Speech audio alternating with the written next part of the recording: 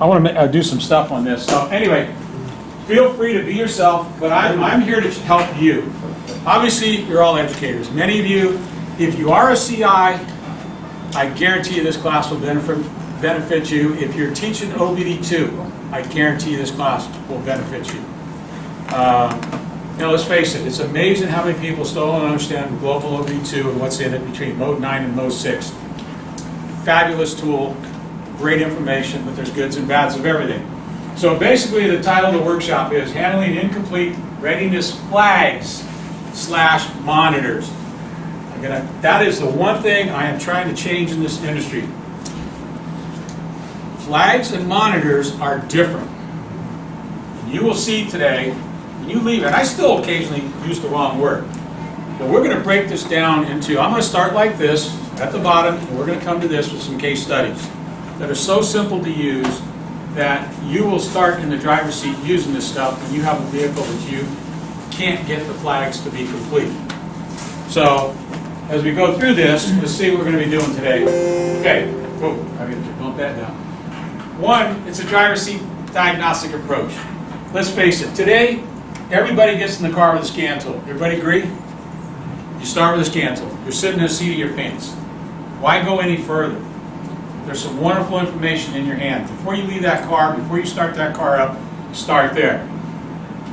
So I'm going to give you a plan, a chart, everything you're going to see how this flows. We're going to define the difference between a flag and a test, monitor test. The difference between what we're going to call a car trip and an OEM trip, and a ratio. Wow. We're going to inject a little bit of algebra or fractions, believe it or not. So see, we're doing applied academics. You'll like that when we get there. We're going to tie mode 9 in-use performance tracking, so I'm going to explain all this, with mode 6. And for a lot of you that grew up with mode 6, when it sucked in many cases because there was no standardization. Does everybody remember those days, the dollar signs? Yeah. And you went to look it up, and then when you went to look it up, you found that there was a bulletin that overrode that, but they didn't change it in the service information. So much more standardized now, much easier to use. And then the last one, we'll apply it through some case studies. And as I say, on this, please don't save questions to the end. Put your hand up, ask a question, whatever, do speak out, I don't care. I'm here to help you. Question for you. Are any of you using the mobile app on AFC for renewal of your license? Did you do the A8? Have you done the A8 recently? I think so. Okay. I've done all of them. So. Yeah, because I worked with them on this project, and the A8 now is implementing what we're doing here today. And he says they're getting the questions back. These guys are going in a little more in depth in the questions. They know nothing about it. And for you, so you know, it looks like spring of 2024 L1 is going to be a mobile app. Okay. Or it's going to be mobile also, or it's going to be both. So you'll have the option. I'm working with them right now. There's 4 of us that are developing, just finishing up the new composite vehicle and the parameters in it, and a bunch of this stuff in the OBD2 section I put in there for them. But it won't happen until 2024. They still we got to get through the technical review committee next 2 months, and then they got to write questions and the whole works. So probably about 2024. And they're trying to do is he's working on taking the mobile app and putting it into a web-based. Because I don't know about you guys and wiring diagrams on here. Yeah, it's pretty good. You got it. Can you imagine a 40-page composite vehicle on here? Okay, so just give you a couple heads up of what's going on down the road. Okay, we're going to focus on what we call the non-continuous monitor. I know we've been hearing this for years, but we're going to break this down beyond the basics. That's what this is about. But we are going to focus on this because if you're a CI, a bar instructor, certified instructor, you are impacted by readiness flags. If you're smogging cars and you're not teaching it, or you're teaching your students about this, you're impacted by this because they don't get their tags without the right number, as we all know. The thing I want to emphasize is there's some things we're going to use. We're going to use the word flip. We're going to use the word once per trip. We're going to explain that in detail because flip is what I throw this out all the time. But we're going to look at the catalysts, O2s, air fuel sensors, all the way down the list. Nothing's changed there.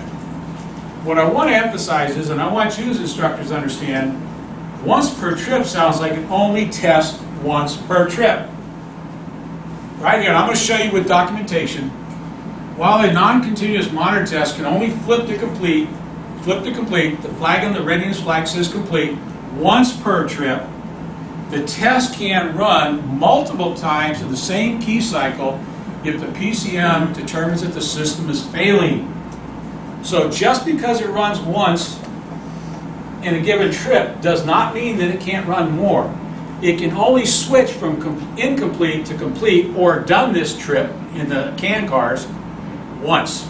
But it might take multiple tests to do it. It's basically to avoid failures that really aren't failures. They want to make sure this system is going through and detecting it to the very end. So how does that look? Well, let me get into this one first before I go any further. This is, yeah, go ahead, Matt. They can flip to complete, can go back in the same No, trip? no, good point. Once it flips to complete, it's done. Okay? And remember, anywhere, wherever you want to do your case study from. So it's not gonna run the test again anymore? No, once it's done testing, it's satisfied. The key that we want to remember today, you can end where you're at. I'm just going to keep this here when I go to Zoom. The key here to remember is, it's really all about, all this stuff we're going to teach today is about, did the PCM run long enough to detect a failing system? That's the key. And if to do that, it might take multiple trips, as I'm going to show you in a minute. Here's the number one question I get. I'm still super active. There's probably more than I've been in the last 5-6 years I was teaching, because while, not that you guys have any administrative stuff to do, okay? You remember how that is. That's what got me going. I couldn't research anymore. But I still do this stuff, and I get the call. I can't get this blank, I don't mean a swear word, I can't get the CAP monitor to run on a blank car. Follow-up comment to the technician is, the system, the EGR, the AR, the purge works with the scan tool. Okay, but that's still not what you're looking for, because what I do is I throw this little chart in there, and the way it looks, oops, get me going. Sorry, I'm just getting back in the groove. And this is basically, how would you guys respond to someone that said that to you? Keep driving it. Keep driving it, and drive till you're blue in the face, right? And that's what we've done for years. Good point. What else? Any? Take a snapshot. Take a snapshot, okay? But look at their last statement. It's close. It worked bidirectionally. Well, what does that really mean? They think it's something cool and they're missing something. Sorry, I'm just getting back in the groove. I've been laid up for about 3.5 weeks. I'm trying to get everything going, so just be with me a few minutes. My mouse is not working with me right now. There we go. So I break this down, and I like to break this down into, I'm back to basics. IPO, and it doesn't mean I'm pissed off. That's what I tell the students. It means that everything in life that we do is input, process, output. I don't care what system of the car you're working on. That's what we're doing. We're talking about so-called monitors not running. We know we got to have inputs. We got to process it. Either analog, digital, non-processed data, processed data, issue a command. Well, that's not a monitor. That's normal operation. Everybody agree? That's how you drive your car most of the time. Bidirectional is doing this. What's missing? Input. So you're not going to judge a monitor test based on the input, but if you can verify that it works bidirectionally, have you confirmed 2/3 of the system? So now they've got to go back over here and find out what are they missing to make it work. Okay? That's what's missing. You start to simplify, because that word, a monitor can't run it. Exactly what you said. They're going to go out and drive and drive and drive. Some of you have been on I-80 in the past. Some of these people drove this thing 50, 60, 80, 100 miles. I'll show you a Nissan one later where a Tex drove it hundreds of miles. 525. Yeah. And I know, sir, oh yeah, I forgot about that one, Mark. Mark and I conversed on some stuff. Okay, so we got this. So this is what the tech saw working. What the tech is an understanding is for the monitor to operate, all of these things have got to happen. You've got to have the I, the P, and the O, and more importantly is, you got to meet the criteria for those inputs to be judged as a test to verify their operation. Does that make sense? Okay? And I'm going to show you some links for this stuff. You're teaching this stuff later on, and this will be available to you later on in the PDF, the notes and stuff. This is the link from GM that you can get so much information like this. Here's what I'm going to say to you. Many of you, I see the gray hairs in here or no hair. You grew up in the day that you wouldn't be sitting here if it wasn't for GM, Ford, Chrysler. Why? Serial test. No, even simpler than that. How free were they with their information? Not very. Very free. Very free. How about the Japanese? They only gave you what they thought you needed to know. And the Mercedes, the European, is School of Hard Knocks. You better hope you had a good journey person to work with you. Am I right? Yeah. Okay. So when you get this kind of information, and it says GM, you get people that do this. No, Ford's does this. They got tons of it. Don't shy away. Nobody's invented something new. They just tweaked something old. You teach from this information, and there's an example. This is a GM, the PO430. But look at what it says here. We said earlier, trips run multiple times. 1 test per valid idle period. But if it's failing, you could have a minimum 1 test to a maximum of 6 tests in 1 trip. That's what I'm trying to emphasize to you. Okay? Don't just think of monitors as they ran, they didn't run. We're going to show you where you can see that maybe they were running, but maybe they're not done testing, and that's why the test hasn't completed. The PCM is waiting to see if maybe this is a borderline situation and needs more testing. So let's get this once per trip out of our head and realize there could be multiple tests in 1 Q cycle. Does that make sense? And again, all this information like this, through this link down here, one of them, is all available for all the GM OBD2 cars. And it's in a chart like this, which sometimes can be very confusing because it was written by engineers and has to be submitted to CARB when they do their certification. What's missing here is the actual column of the criteria. We're going to get into that a little later. What I was trying to hit with you here is to say that we do run tests multiple times if the PCM's determining the system could fail. That's really important.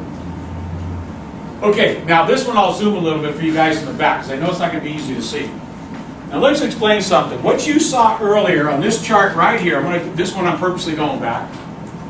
What you saw right here are readiness flags. When you can't get one of those to run, don't tell me you can't get the monitor to run. You could not get the flag to flip to complete. And we're going to show you why. So I'm going to jump back to that O2 list of tests. So let me get here a second. Here we are, and again, for you guys in the back, I'm going to zoom this. I've got this set up so that I can zoom so you can see it better. I'm going to break this down. There we go. Let me see if I can get in this one a little bit right now so it helps some of you guys a little bit in the back. So here's an example. See this PO153 and this PO133? Slow response. I want you to remember those numbers because we're going to show you later that each flag has 1 DTC test that makes that flag flip. There are other tests that we all know with O2s. Look at all these tests on this one car for O2s. If you have 4 O2s, this is how many tests there could be. If you go in there and these are all zeros, then you can tell me you couldn't get the monitor test to run. But if you go in and some of these are populated, what have you done? You've met enough criteria to get some of those tests running. You haven't finished the job. And the reason why is you're going to need to find the criteria for this code and the other code to say what is blocking it. Why isn't that test running? Because all the other tests are showing data.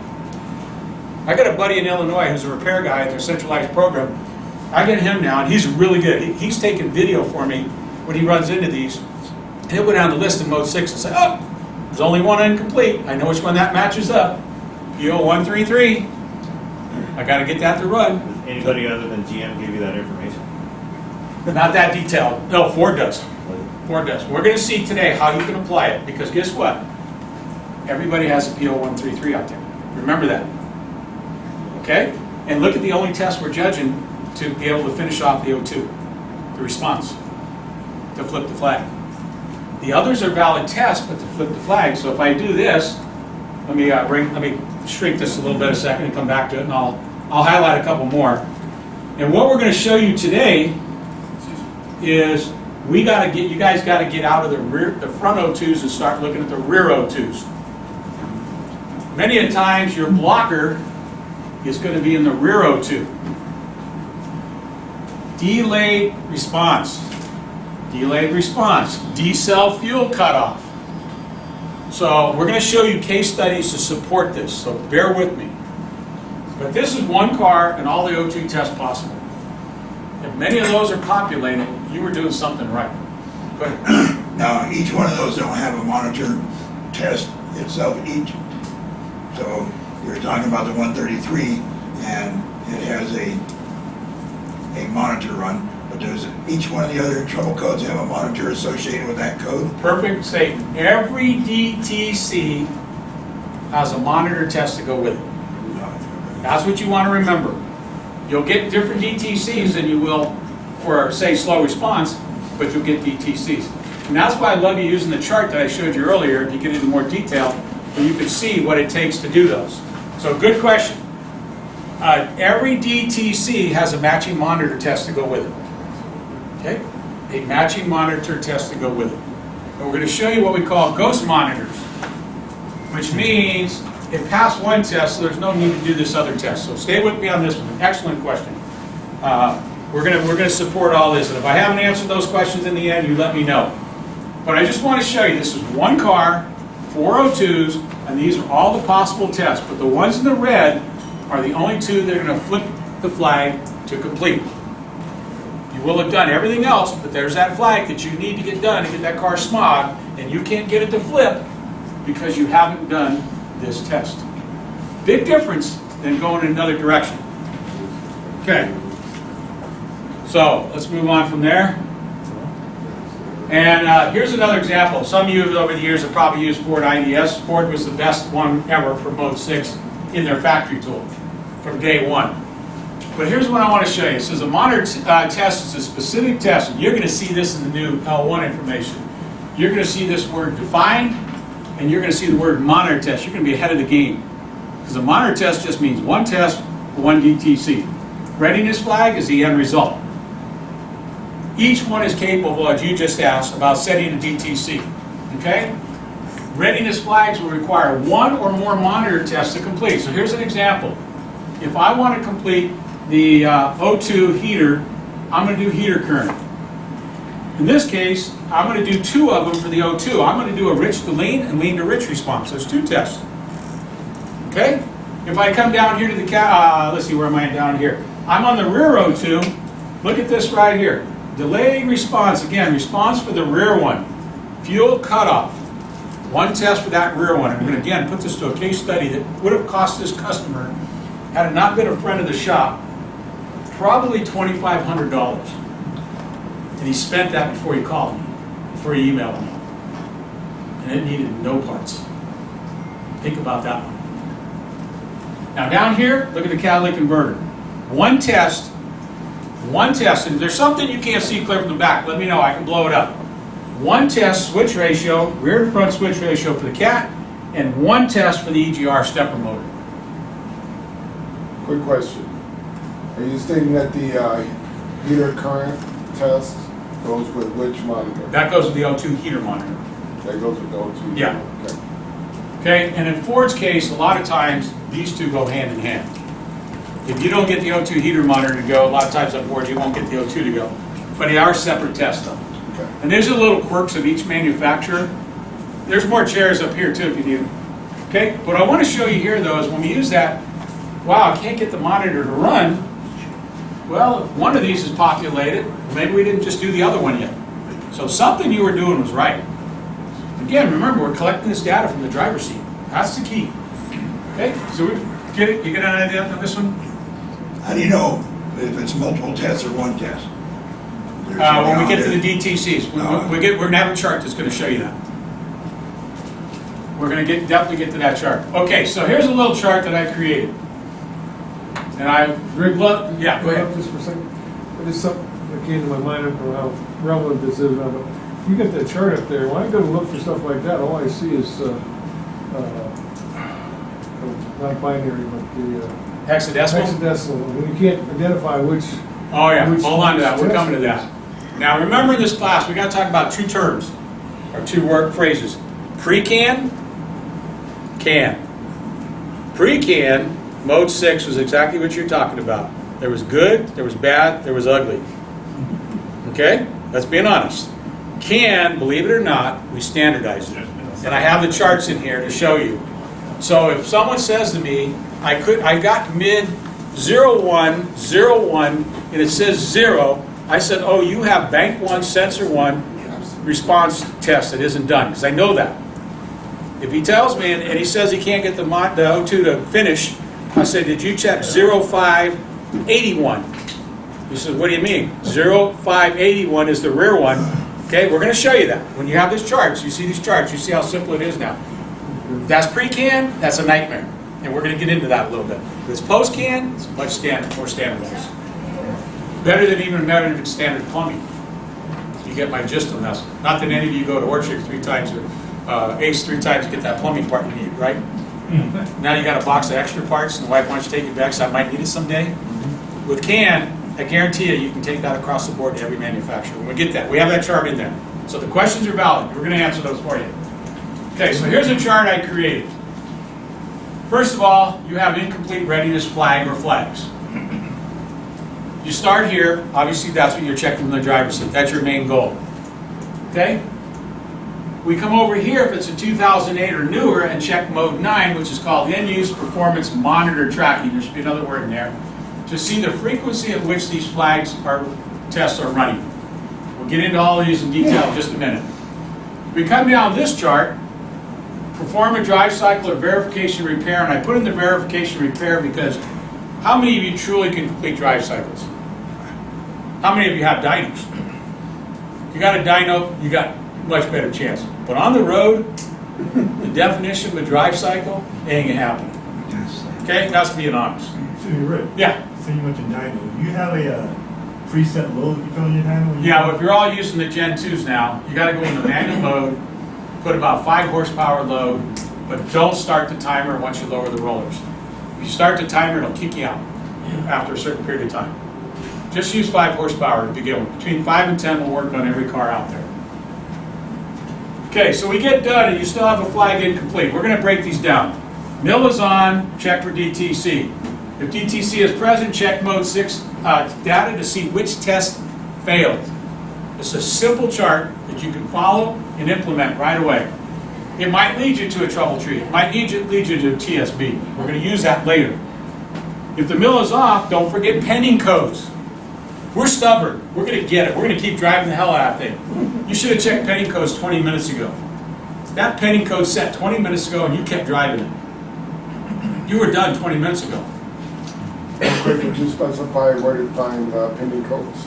Where to find? Yeah. In mode 7, if you go into your global scan tool, because we don't know if the OEM is going to have it, go into mode 7, and it'll say DTCs detected last trip. Okay? That's your pending code.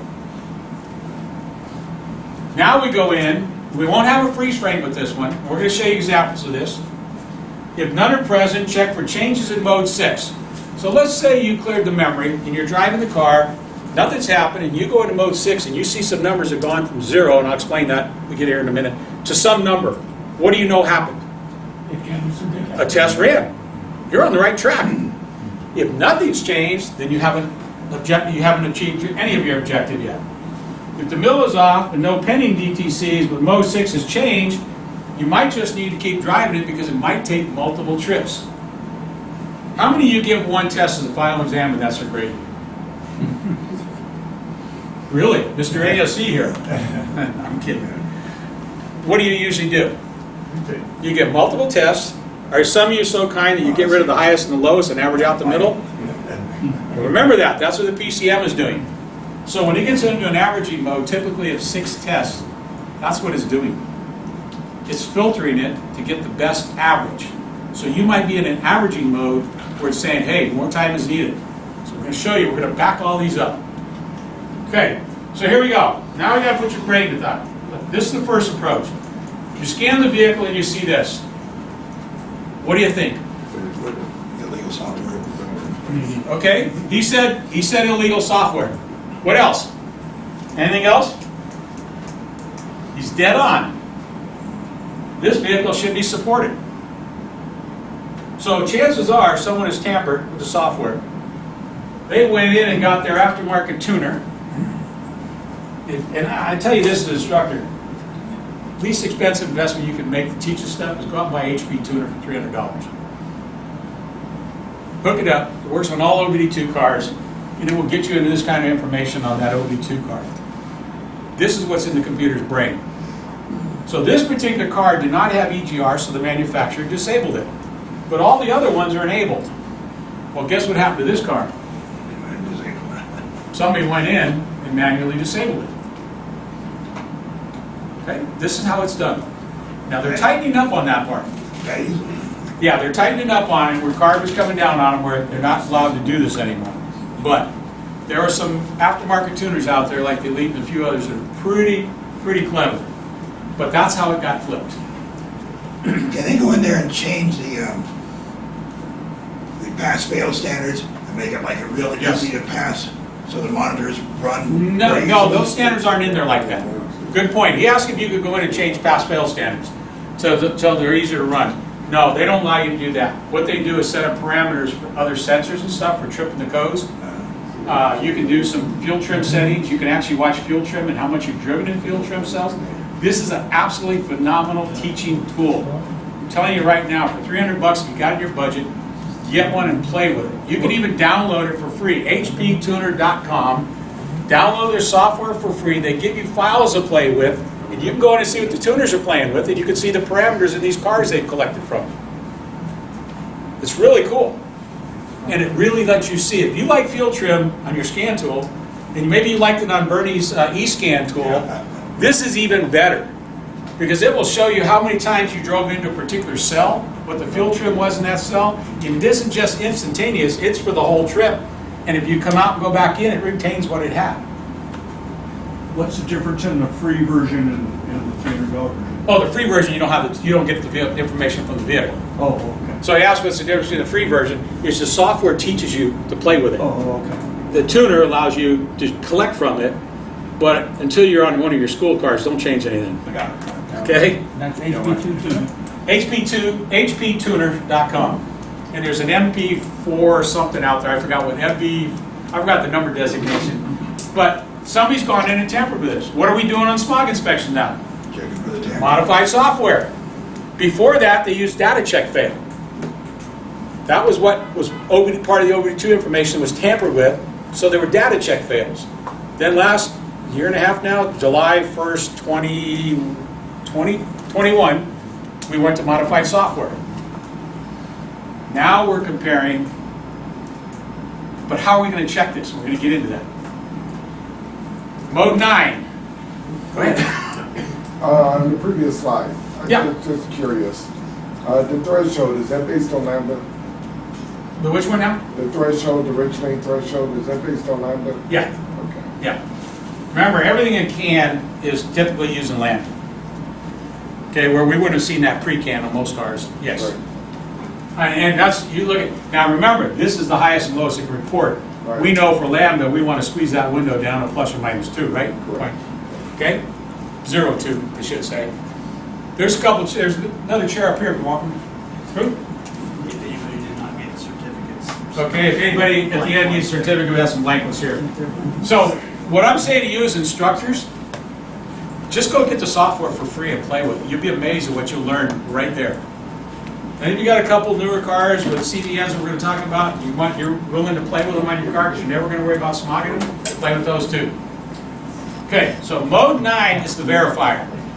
In mode 9, you have calibration verification number as one of the things on the list. This is an algorithm that the PCM runs every key on cycle.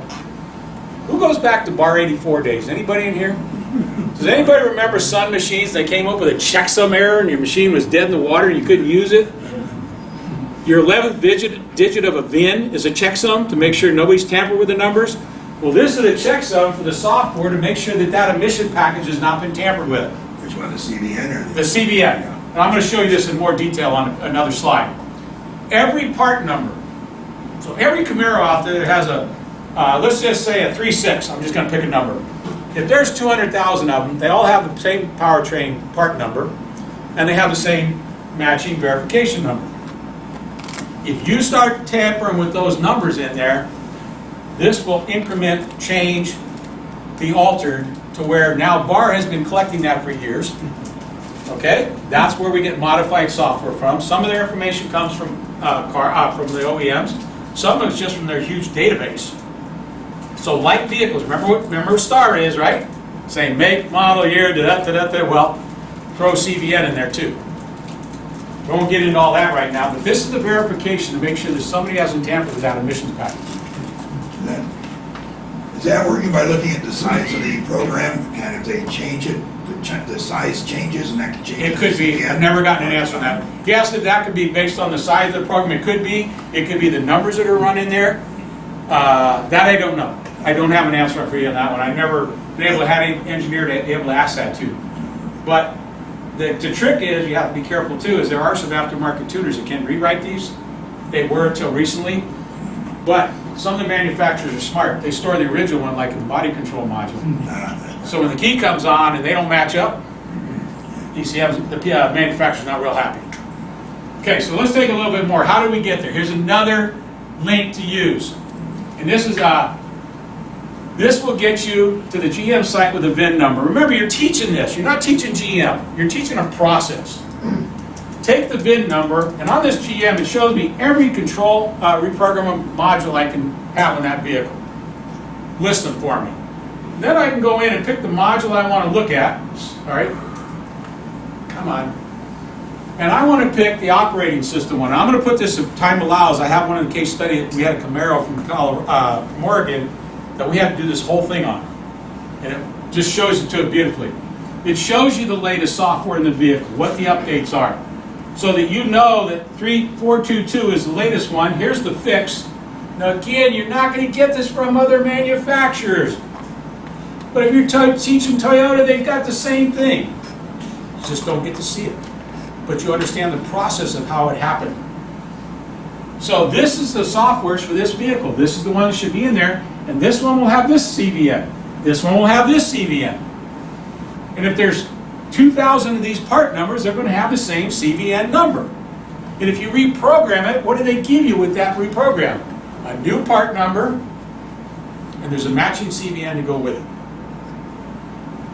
Now, it's not your responsibility. Unless you went out and got the tuner and reprogrammed the vehicle, you tested it as received. Somebody's already done that work for you. But this is the way to show you. You can go in and you can punch in numbers right off the scan tool, like right here. This was a 2007 Saturn Aura that, look at how many software packs. How many do reprogramming? Ever notice sometimes it takes forever and sometimes it went like that? I want you to remember this later when we get into mode 9. Because these are all software packages in the same computer. So if only this one needs a reprogram, then it's going to be real fast. And if our mode 9 information is stored in this one and we program this one, it may not change. So keep that in mind right now. And this is a little blow-up of a history of a vehicle. You can see the reprogramming history of all the vehicles. And some of the late model GMs, they actually give you all the calibrations and what's been put in them. This is a site that's good for teaching. Okay, how about this one? Oops, right. Oh no, how about this one here?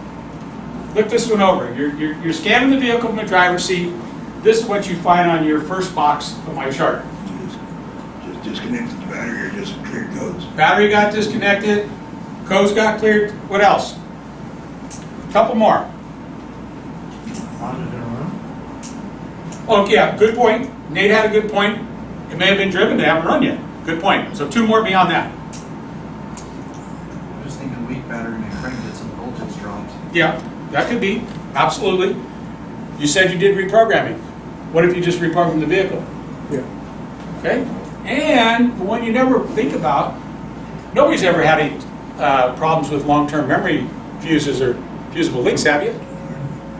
You drive the car, all the monitors are complete, you shut it off, you go check it, it says incomplete. Because what happened to the fuse or the fusible link for the long-term memory? Isn't that orange wire you jump onto the fuse? Yeah. You know, they're like on the Hondas, they're sitting right there and they're toast, and you shut the car off and everything clears. So those are some of the reasons. Here's another one. Okay. Short the ground on the VRAF.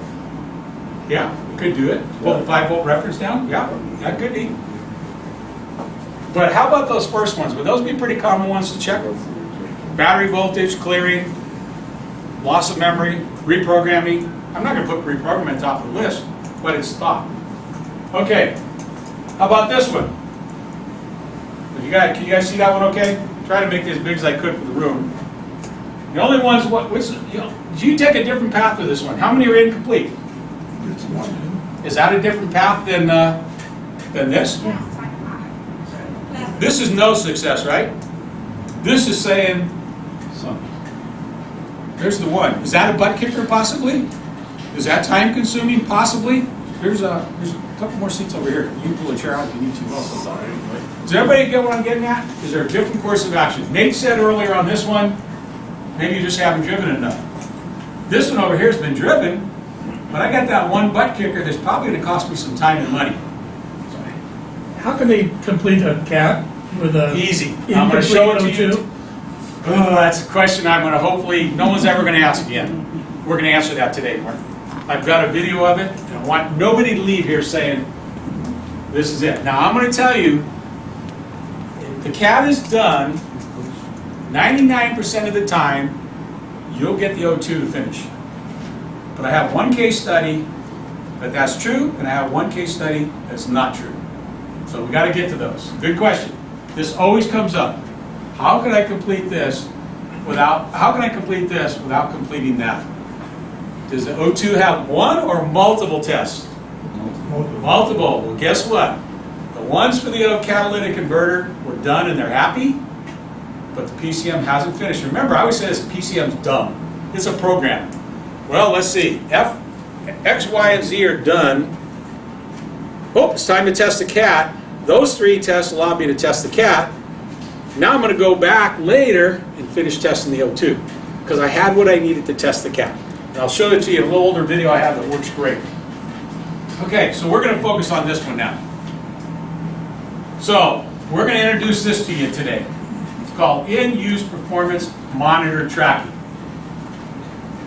And we're going to explain the difference between a completion and a condition. Right now, from almost anybody in here, well, you better be.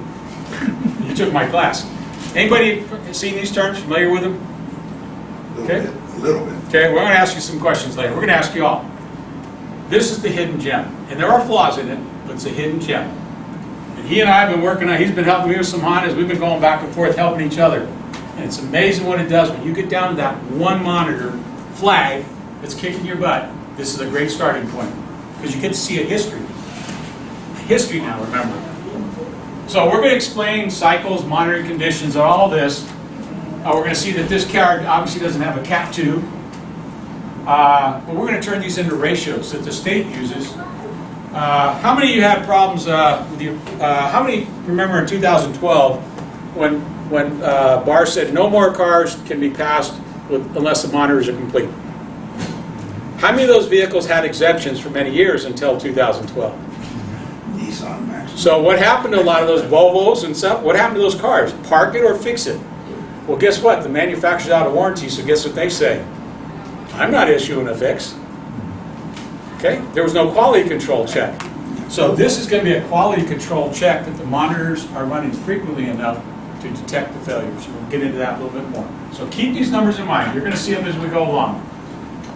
Okay. Whoops. So if the mill is off, check for pending DTC. So what do we got?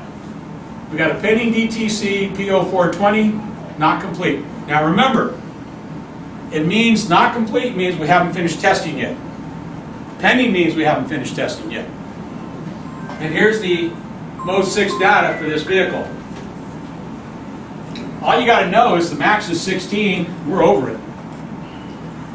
So did that monitor test run? Yes or no? Yes. Yes. It hasn't finished testing because it's a 2-trip. Okay, so this is legit data, and this is what you were talking about earlier. Boy, what does this mean? Well, on this chart you're going to see, this will be explained exactly what this is. Okay. Okay, so we're going to jump ahead here now. Let's jump. Any questions on it so far? We're still building the pyramid, guys. Bear with me. We're building the pyramid. Okay? Let's do a little review on Mode 6, the thing that nobody thought we would use. We're going to focus on what we call MIDS, which is the monitor identification, which is used on all CAD cards. TID is the test within that monitor. So the O2 test, the slow response test. We okay there? Pre-can was you put the test and then you put a component. Now you know what happens when you identify a component as being bad, right? What gets replaced? The component. When CAN came out, they got rid of this term.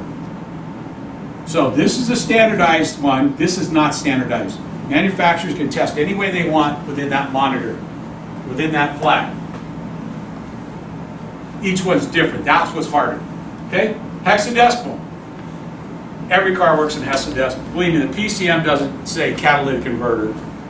It says hexadecimal, a mid hexadecimal, 2-1. That's its social security number, as I call it. There's one more seat right here if you want. That's its social security number, as I call it.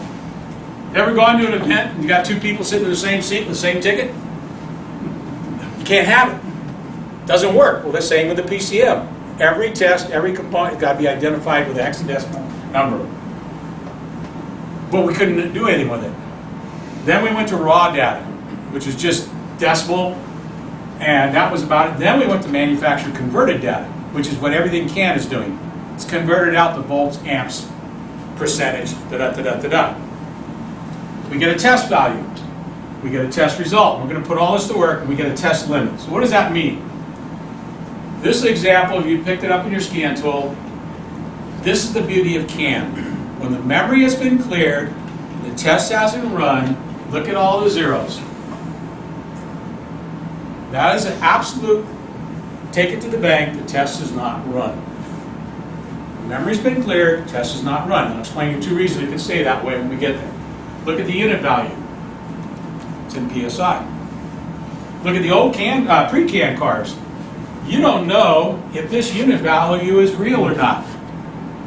The OEM could have put a number in there as a default, and you're saying, hey, I didn't run this car. If you've ever cleared, what happened to misfire, fuel system, and comprehensive component after you cleared the memory and turned the key back on and never started the car up? What did they all switch to? Done. Complete. Okay? Well, the manufacturer could put anything in here they want on pre-CAN. Some would put a 0, some would put a number. And you're saying, well, I didn't run that car. Why is that number in there? That's the default for them. Right, so you're saying you won't get that substitute value in CAN? No, which one now? You won't get that substitute value in CAN? No. If you've cleared it, it's 0. So when you see 0, 0, 0, it means the memory was cleared. That test, since it's been cleared, it's never run. That's what you're going to look for when we do our case studies later. Okay? Did I answer your question? Yes. Okay. Now look what Ford said in their data. Default values, this is a long time ago, will be 0 when you clear the memory. Okay? Remember, they do this, they take a little bit from each manufacturer. Say, hey, that's good. Mike McCarthy, when he wrote a car, OBD2, and then he revised it in 2005, he went out and asked people, what do you like, what don't you like? What needs to be fixed? This was one of the things. This is why Mode 6 is much easier now. So what does that all mean? Get the right one. You see this on a scan tool. We got a min, we got a max, we're 102, we're at 6, we're done. Any chance of that failing anytime soon? If you just fix that system, is there any chance that your repair wasn't successful? Done, move on. Okay? And again, we'll see what these numbers are later on. How about this one?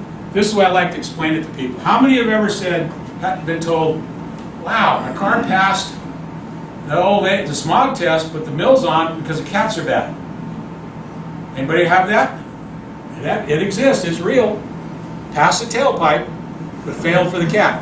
Here's why. The way Mode 6 is set up, it has to set a DTC. I just threw a number in here, it's close.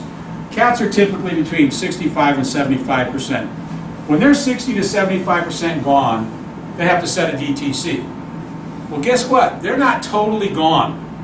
There's enough in there to get you through an ASM test. You see what I'm saying? The light doesn't come on at 100% failure. It typically comes on a cat, as example, 60 to 75% gone. Sometimes it's intermittent too. Oh yeah, yeah, it can be intermittent. Goes. Oh yeah. You guys, you want to do me a favor? Read this newsletter that I put out about the Honda cat. So Honda specifically, they also have 3 levels of vehicles, right? ULEV, PZEV. We're not even gonna concern ourselves, because you know what? Whatever they put in there is what we're gonna deal with. Okay. See how I'm getting that, Mark? Don't get lost in that. Just know that when you see in mode 6, you'll see, and after today's class, if you got the electronic newsletter, it might be a little hard to read. Donald did a great job of trying to so it blows up. Read my CAT article that I had in my own car, and how I use this information to verify that all this bad mouthing about MagnaFlow cats and Walker cats was garbage. You had to understand the system and know what the fix was, do the real fix to get them to work right. But here's the thing. This car that we tested was at 82%, so it had the light on, 17.3%, but guess what? It passed the tailpipe. Because how much does ASM really test? It tests about the length of his hair or my hair when I let it grow a little bit. That's it. It's not testing all this length. It's enough to get you through. It's to find the worst polluters out there. So, when you're thinking about mode 6, it's not an absolute. There's still room above when the light comes on. That cat could still be working. That part could still be working. But it's not as efficient. So the whole thing is, there isn't enough oxygen left over to get rid of the hydrocarbons. That's really what it's saying. Okay. And again, if you remember the old days, it looked like this. There were multipliers. Get away from that crap. Just remember this. On a canned car, there's 256 of these tables that are standardized. Every manufacturer has to report to every scan tool the same way. In the old days, they didn't give you mode 6 information because the scan tool would have been this big. Then Carberry wrote it and said the scan tools will report in this format, the PCM will report in this format to the scan tool, regardless of manufacturer, regardless of whether the vehicle had been reprogrammed. This is how they will report. That makes this so much easier. But here's an example of it. You had to do all this to come up with the math, to come up with an answer. Okay? Get away from that. We played with all that.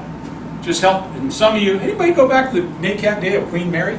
Anybody go back that far? No? Oh, Quinn, yeah. I remember teaching this back then. I said, what the hell was that? This was the old mode 6. This is what you had to do. Wasn't pretty. You don't have to work this hard. Okay, how about an example here? Let's say EGR flow. No EGR flow. It has to get to this minimum pass for EGR flow. It's passing up here. And I always say this, how many of you clean EGR ports?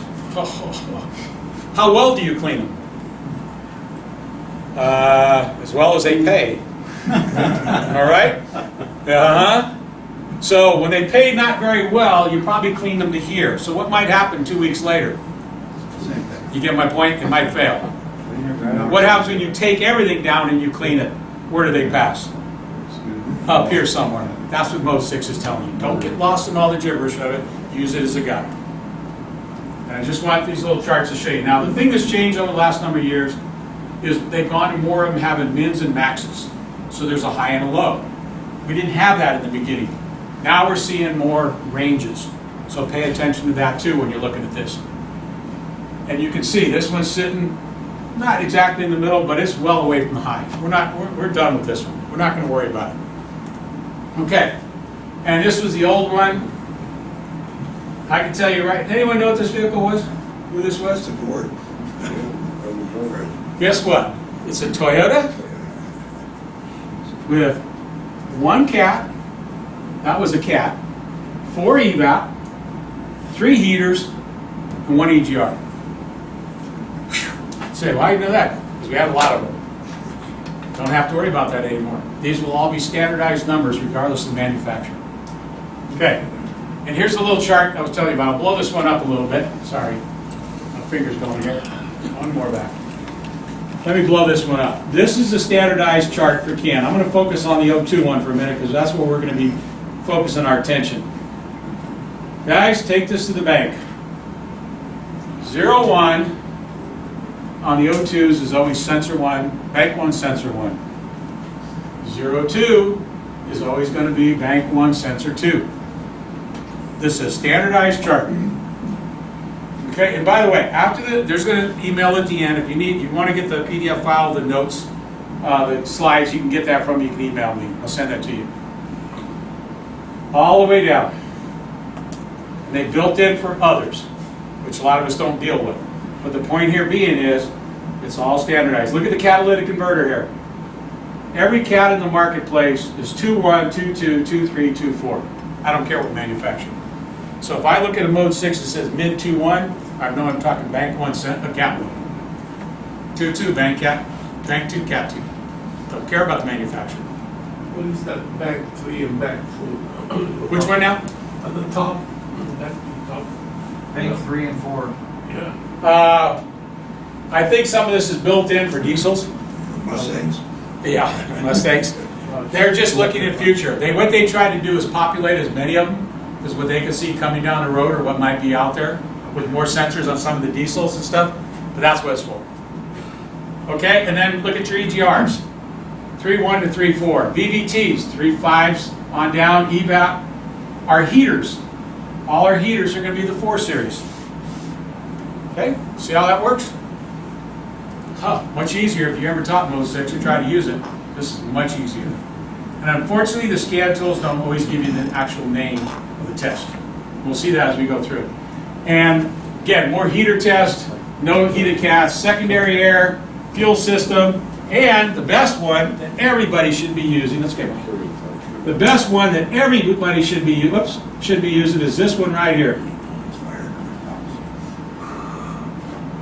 Misfire right here.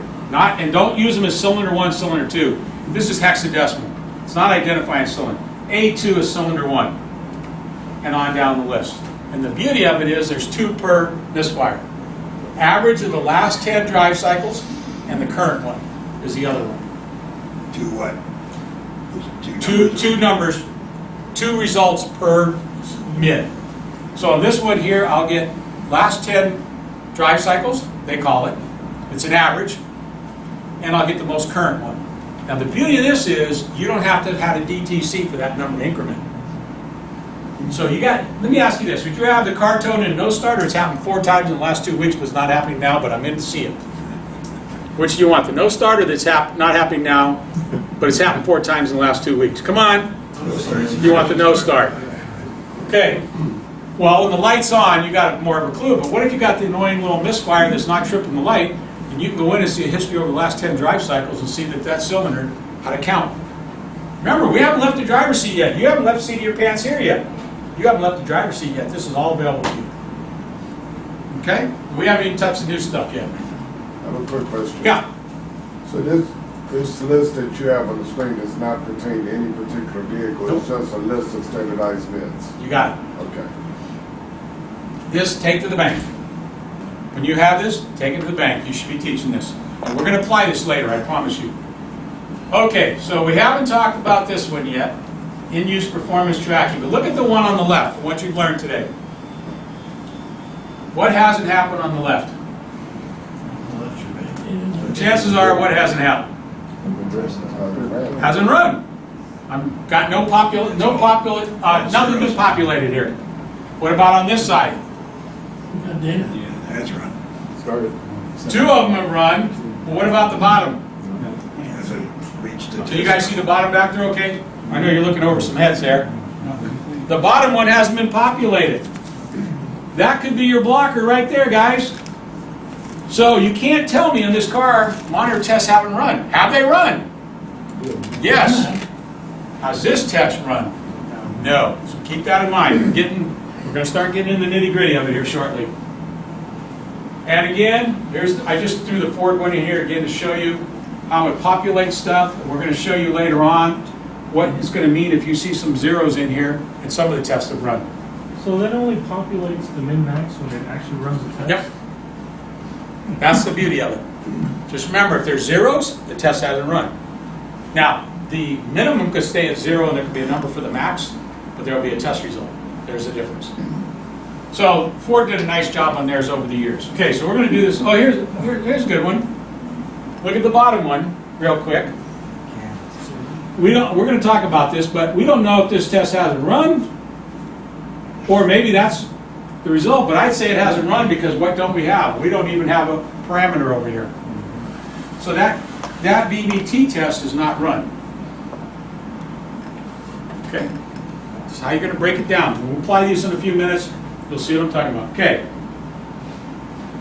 If mode 6, results have changed. We could be in averaging mode, and here's what it might look like. We're not getting into all this, and don't teach this stuff either. What I'm trying to show you is how the ASE test with 1 try versus you're being kind enough to give a student 6 tries. And you form an average, and that's their passing grade. This is what exponentially weighted moving average means. Have you ever seen that on a scan tool? EWMA. We take multiple tests, we weight them, we pass, we fail them. But we're not going to do it on 1 test. And we don't know really what's in the PC on the brain. Okay, guys, let's get on to the new. In-use performance monitor tracking. I got to drop that word in there. Basically, it's a quality control check for the OEMs. It says you must run your monitor test at a frequency that CARB is happy with to say that you're running the test frequently enough to determine if the system's failing. Okay? It was a quality control check. The problem was the older cars that we mentioned earlier, out of warranty, the OEM's not going to do a fix, they're not held accountable. Okay? So now we're going to come up with that fix. So before you quote a price, because I know there's some of you, I know a couple of you might be cocky and say, I can run any of them. And he's really good at this with Hondas, and he knows it. But even he knows that he doesn't anymore say to the serviceman, I got this whipped. When he sees the numbers he sees on some of these Hondas, there's a red flag. And we had one recently, we had to do a Ford that he spent quite a bit of time on, but he did it better than most. So it's a quality control check. So you look at this information, we're going to show you that information, to see how frequently the test is completing.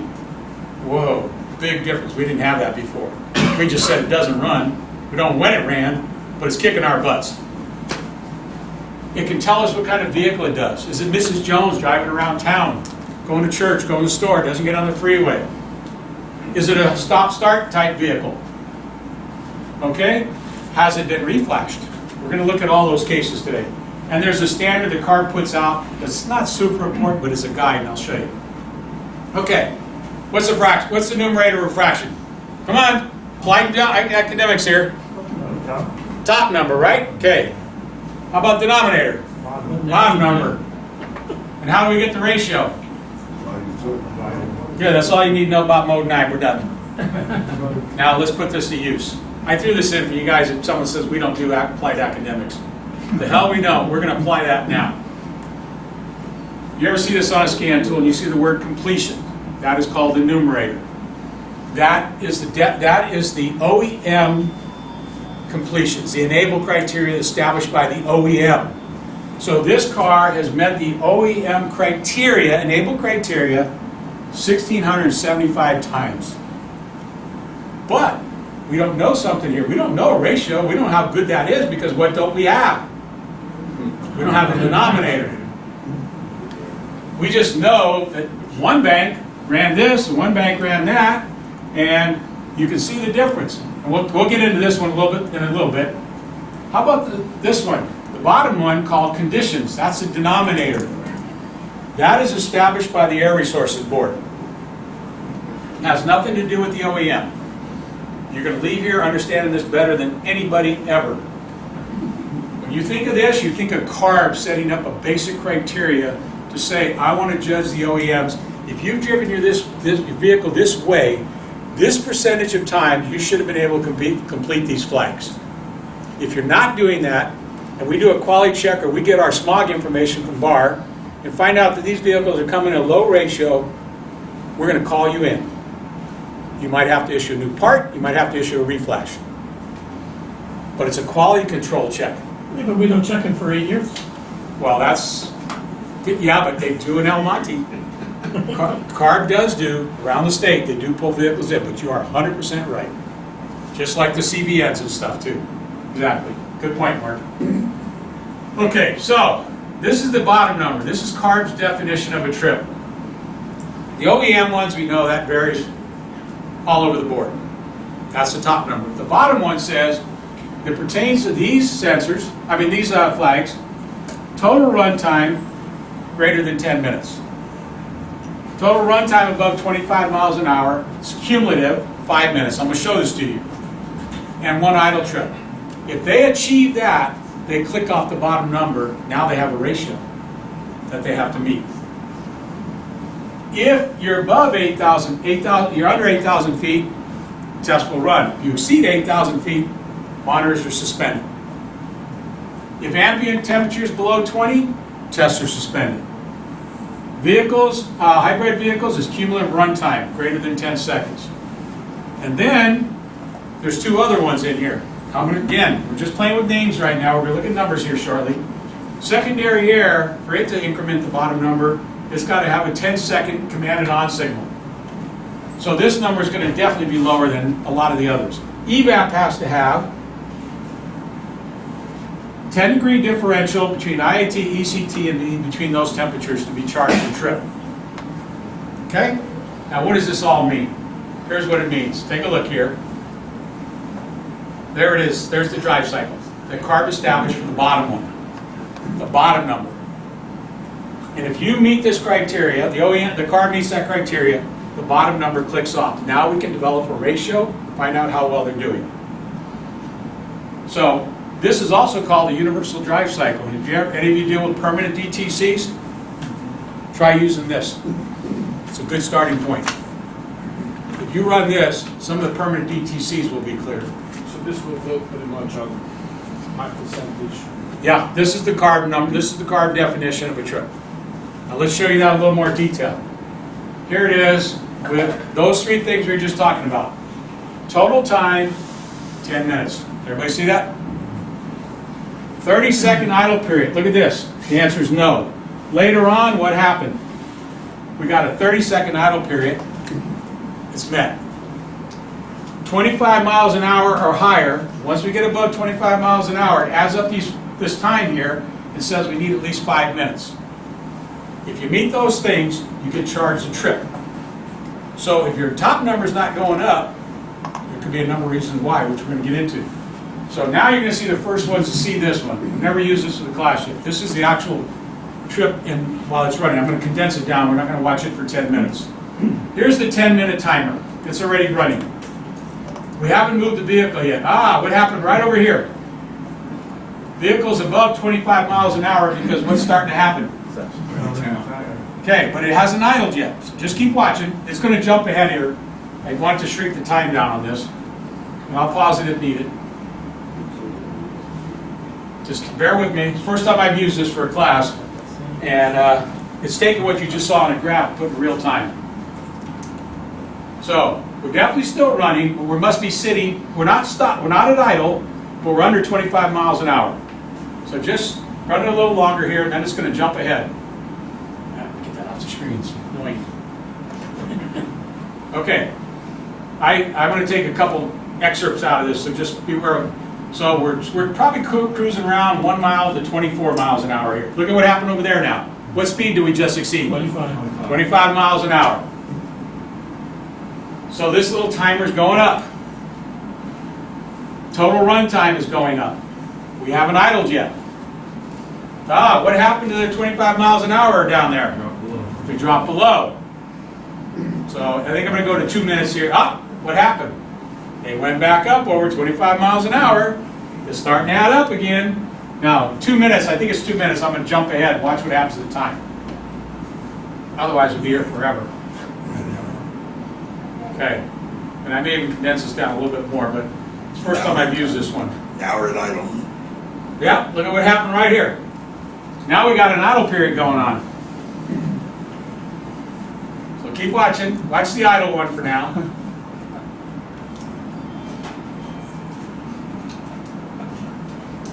If you got a late model GM, you can do this.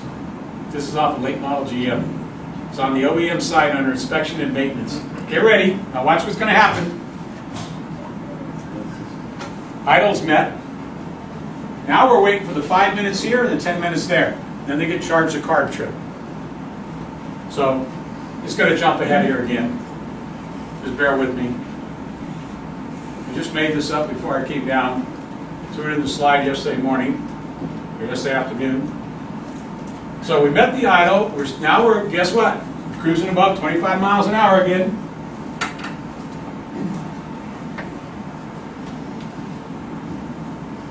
No trip yet.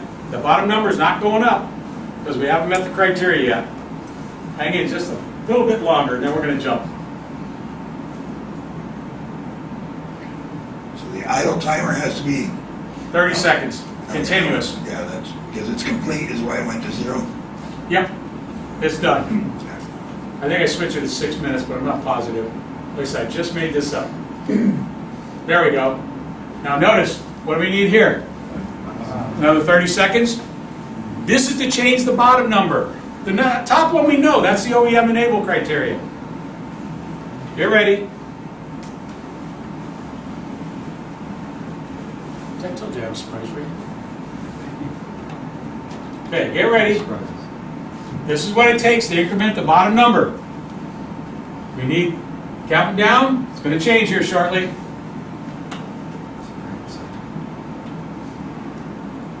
Two-thirds done. Now we just need 10 minutes. the 10 minutes. Well, CARB says in this 10 minutes, a certain percentage of time you should be able to flip some of these flags, run these tests. So let's do it. Permanent. What's that?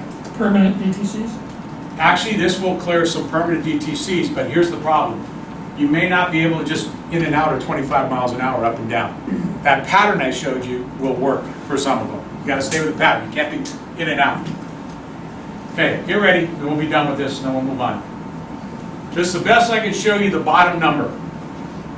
What prompted them to come up with this type of a? Because Ratio. all those vehicles that are sitting around, that there was no quality control check for them not running their monitors. I use the term monitors, I will say that. Their flags, setting their flags. That have got smog exemptions and everything that they couldn't do anything about because the old card. Here we are, we're done. Everything's done. You just saw your first carb trip. Because all those older vehicles, that there was no quality control check. Once they're out of warranty, the OEMs weren't going to do anything for them. Now they're holding them liable for this. But what Mark said is the key. They have to do it. They're not going to get it from the smog inspection, a lot of it, because 8 years. So, That's well out of yeah, so there it is, guys. That's the bottom number on there. Yeah, What scan tool is that? what's that? What tool is that? What did you This use? is off of Snap-on, but it's on the OEM side of a GM using the inspection and maintenance page, which most of them have in late model. This here, I'm going to go back one because you guys are teachers. How many use ShopStream? How many have Snap-on? Put your hands up high because I want to shoot you if you said you have Snap-on, you're not using ShopStream and you're teaching. This is where you put your recorded data into the PC and graft it. It's free. Go to Snap-on Diagnostics and download ShopStream. Then you connect your scan tool, your newer Snap-ons, they got a port on top to the PC, and you transfer your data in there and you put it in a grafting program and make this kind of stuff for your students. Easy. Okay? Okay. So now you know what the bottom one is. So here are the two together, and guess what? We now have a ratio. Rob, you have 100.60, I'm going to say 16% of winning the $10 million lotto tonight. Are you playing? You're damn right you are, because what is this telling you your chances of completing this monitor flag test? You're over 100%. It's great. Okay? How about this one for VVT, EGR? So you're looking at this car. Remember, we're warped in time right now because we've been here for a while, but really this is 10 minutes in the car at the most. And you see this. Are you going to confidently be able to quote that you can run this cat monitor? Hell yes. How about this one? Oops, get over here a little bit. Come on. How about the VVT EGR? You're feeling pretty good. I can charge for this and make some money. How about if you had to run eval? Not so much. We know we don't need it for smog, but we know there's other criteria. Because remember, what if you start the car up and it wasn't meeting the temperature? You see this number is much lower than the other ones were. That's just the nature of the beast. We're going to see specific examples of these in a little bit. How about this one here on the secondary O2? It's above, you haven't seen the standards yet, but this is above CARB standards, so it does run. But for this particular vehicle, this could give you a little bit of trouble. And that might be what you need to complete the O2 monitor. Excuse the term, flip the flag. Okay, here are the standards. You don't get lost in this. This is what CARB said is their acceptable minimum. I got news for you. If you got this, any of these coming in at 0.3, and you got a cat at 0.3, even though it meets CARB standards, your chances of running, there's something going on. This is just what they're saying should happen when we check them. If they're at that ratio, we're not pulling them in. Because we don't know the history of the vehicle, we know how it's been driven. We're going to see this in examples coming up. Okay, last thing on that one before I move on to examples. Sorry, my mouse is just, there we go. The only thing you won't see in mode 9 is the O2 heater. It is there, it is being used, but they don't track it like they do, we're going to look at coming up, because it's not a measurable device. It's not an emission level device. It either works or doesn't work. So when we look at this list, you will never see the O2 heater on any car on that list of mode 9. You'll see it in readiness flags, but you won't see, and you'll see it in mode 6, but you won't see it on the list of how frequently they run. Okay? Okay, everybody get a look at this. This thing has had a total of 346 monitoring conditions. That's the bottom number. Notice what they all have on the bottom number. All the same? That's rare you'll ever see that, but that does happen. We have a ratio here, 182, 346, 182, 346.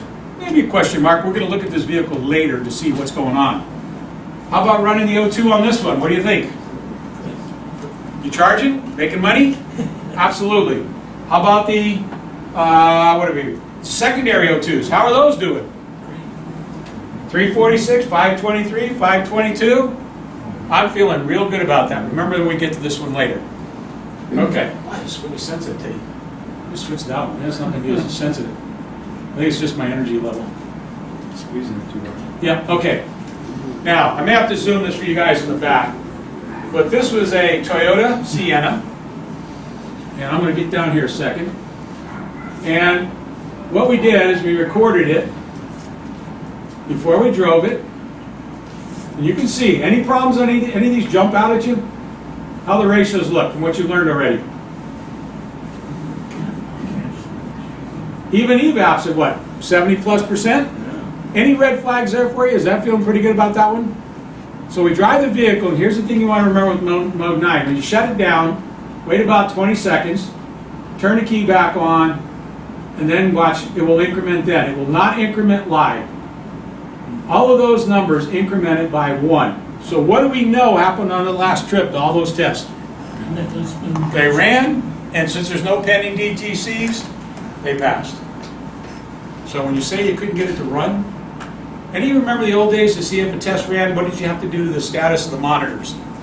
You had to clear the memory to take them from complete back to incomplete. Then when you drove it and they flipped, what did you know? They ran. Now today on canned cars, when you go into readiness status, it says history, and then it says this drive cycle. When you turn that key on, they're all incomplete that drive cycle. Because it's a new key cycle, but their history is they're already run. You can watch them flip there. This is another way of doing it. Okay? Okay, so we haven't got into the problem cars yet. We're just building this so we can apply this to the problem cars. Now, Rick, Yeah. on the completions, that requires a 10 minutes running and 5-minute idle or whatever the time was in order for it to flip up what on the completion or on the condition. Conditions. That chart, that video we watched is this one number. Okay. This is CARB, this is OEM. How easy are we meeting the OEM criteria? And if you ever do Toyotas, you know many of those are fairly easy to use. 2. Look at the O2 on this one. Look at the ratio on the O2. How easy to get that Toyota sensor to run? OEM, 3670. 2618 on CARB. We don't care about that. We just know that the ratio is huge. They're running easily. And I'll show you where you can put that to your advantage too. Okay. Good, that's fine. So if you take a look here, monitoring conditions 1464, 1464, 1459.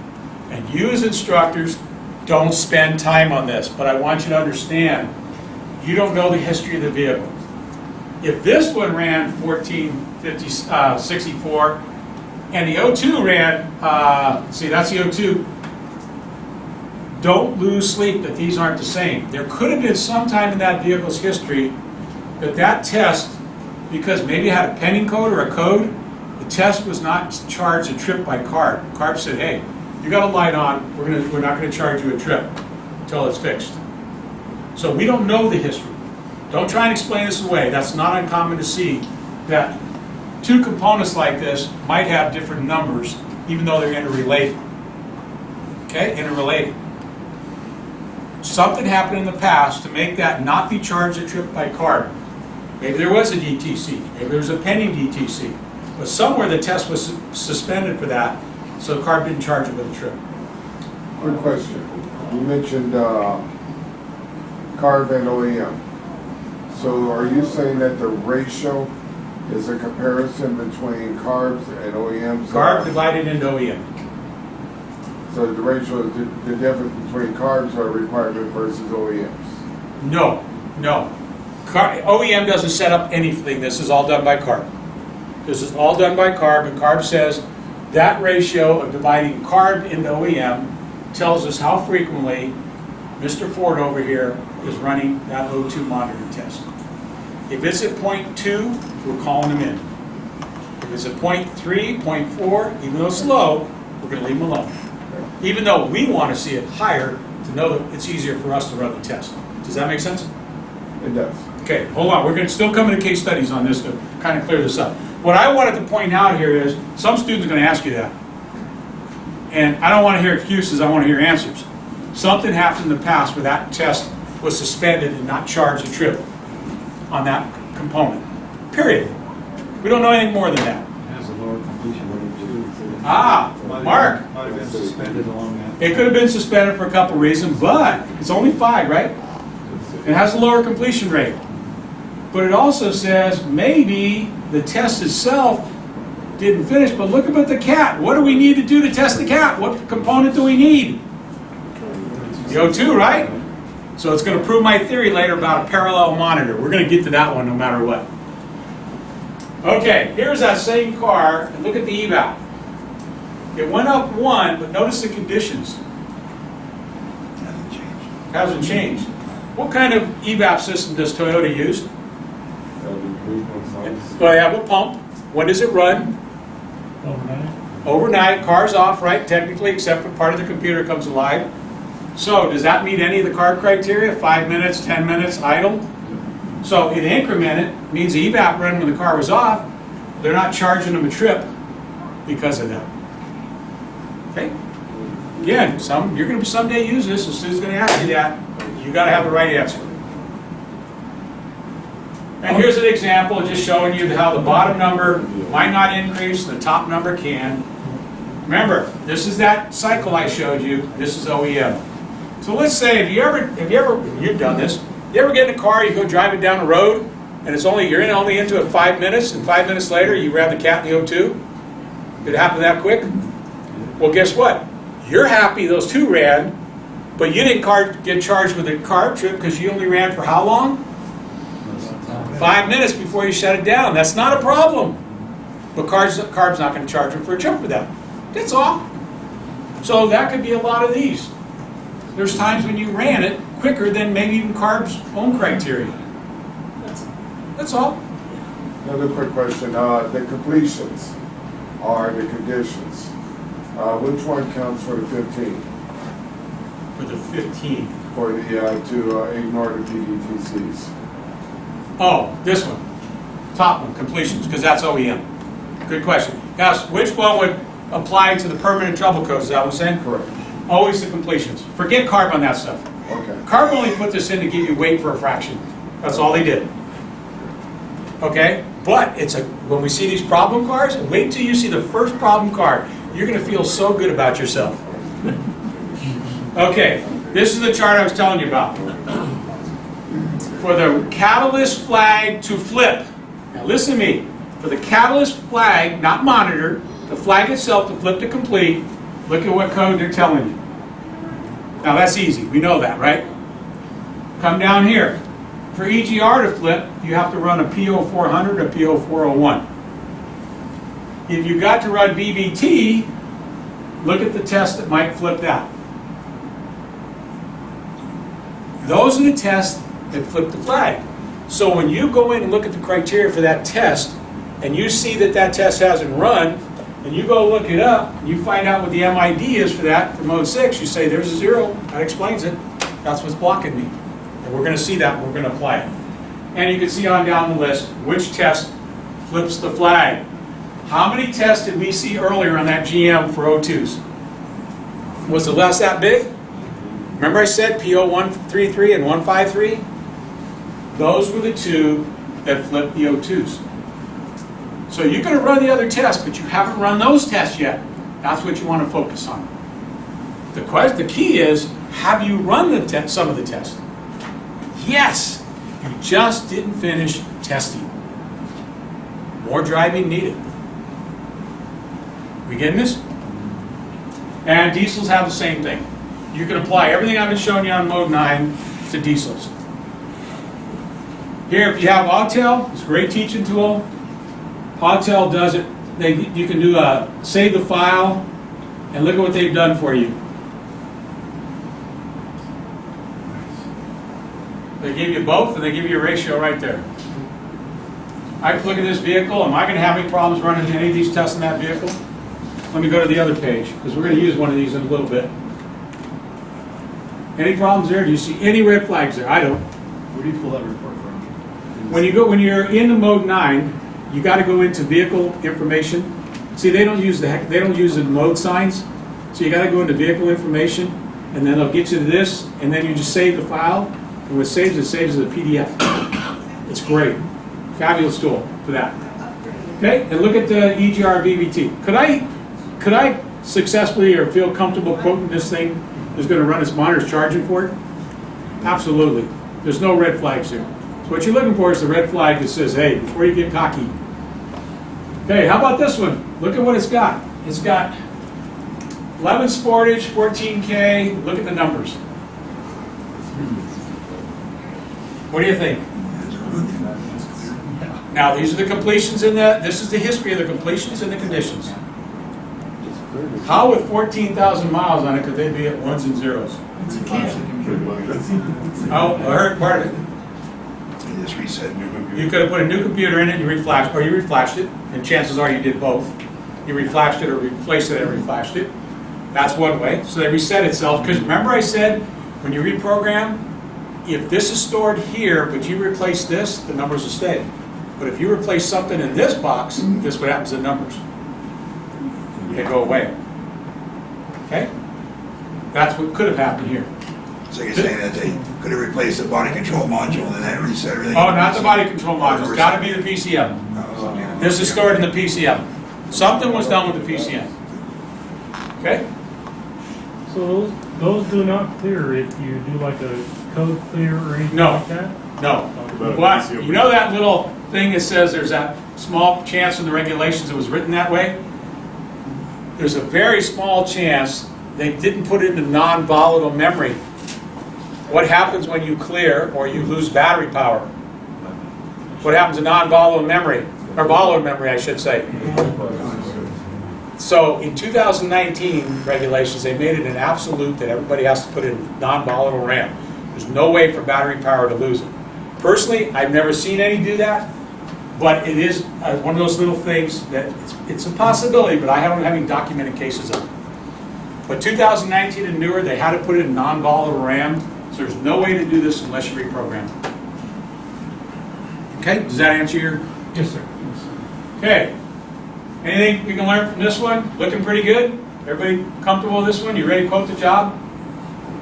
Look at conditions. This is the bottom number, conditions. Okay, conditions. We'll look at the ratios. Up, up, pretty close. Are we quoting this one? We making money on this one? Absolutely. This is the one I showed you earlier. Now let me give you a little history on this vehicle. This is the one I pulled up. They were all 346, 346, 346, 346. Great, that doesn't happen very often, but they are. Which ones are the little red flags for you right now? Which one, Nick? Or is it Nate or who's that? Rob? Cat. The cat. Yeah.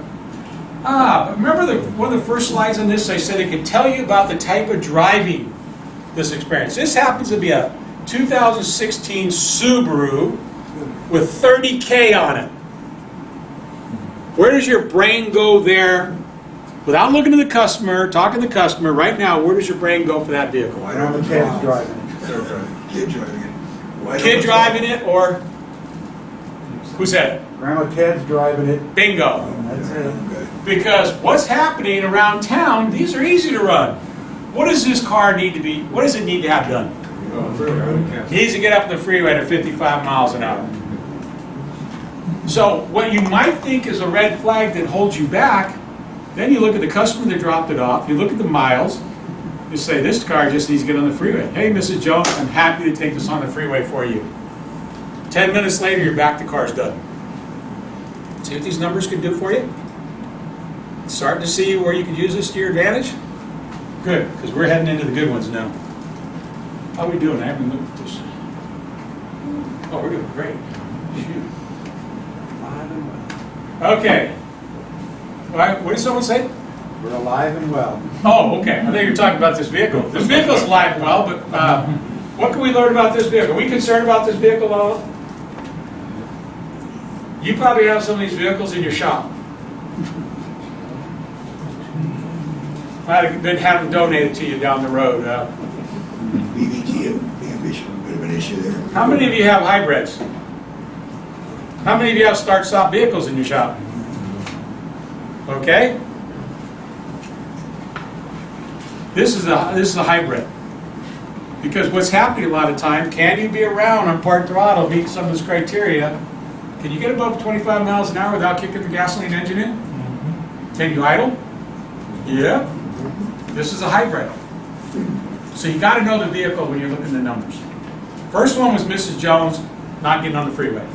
This one is knowing that it's a hybrid. That's cool. Because a lot of times, it's not, gasoline motor's not kicking in. They run on electric. So this is how you begin to use all this. And guys, I'm not blowing my smoke. There is nothing in print on this. You will not go leave here and go pick up a book and read this. It ain't happening. But think about going back and working with your students in Global OBD2, and for you that are CIs, teaching smog repair. And I'm teaching a smog repair instructor here, been in my class, and he's using it like you can't believe. You don't use it every day. It's that one that kicks your butt, that drives you crazy, that just gives you a starting point. Okay. Good question. Yeah. My apology. Can you No. repeat how you came up with that as a hybrid? Besides. Oh, I knew it was. There was a vehicle. I collected it from a hybrid. Well, correct. I understand that, but I'm talking about from a layman's viewpoint of this. Because it has 70,000 miles on it, and you can see things like EGR. There's just not run as often because we're running the gasoline. Gotcha. Also, 745 for starts on a hybrid engine is kind of low. Gotcha, okay. Yeah, so you got to match the numbers of the car. Right, right. I got the upper hand on you because I got the numbers, right? Right. And I'm giving you the case afterwards. If I said to you, I got this hybrid vehicle and here are the numbers, you say, yeah, that's okay. You said at the beginning, it'll show you if it's a start-stop vehicle type thing. Okay. You see it. Gotcha. If they run it in the performance mode, would that automatically kick it on more? It could, yeah, absolutely. Yeah. Or as most hybrid owners, how general are they on the pedal? Yeah. How many Prius owners pass you on the freeway? I rest my case. Well, the way you drive, especially when you run those late model Hondas, it's $6,000. Okay. Okay, guys, let's have some fun now. Here's your first case study. You're being tested now.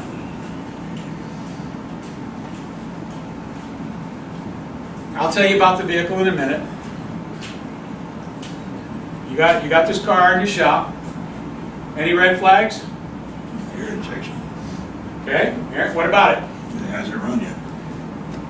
The OEM hasn't run yet, has it? This is a 2013, I believe, Maserati Turismo with 30K on it.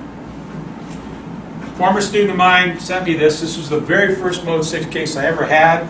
He was telling me about it. He couldn't get the secondary. He's smogging it for a dealer that don't do their own smogs. And he's got this vehicle. He's got to get the secondary. That's the only one. And he's got these numbers. The first thing I said to him, Vic, I said, do me a favor, take a picture of Mode 9 and send it to me.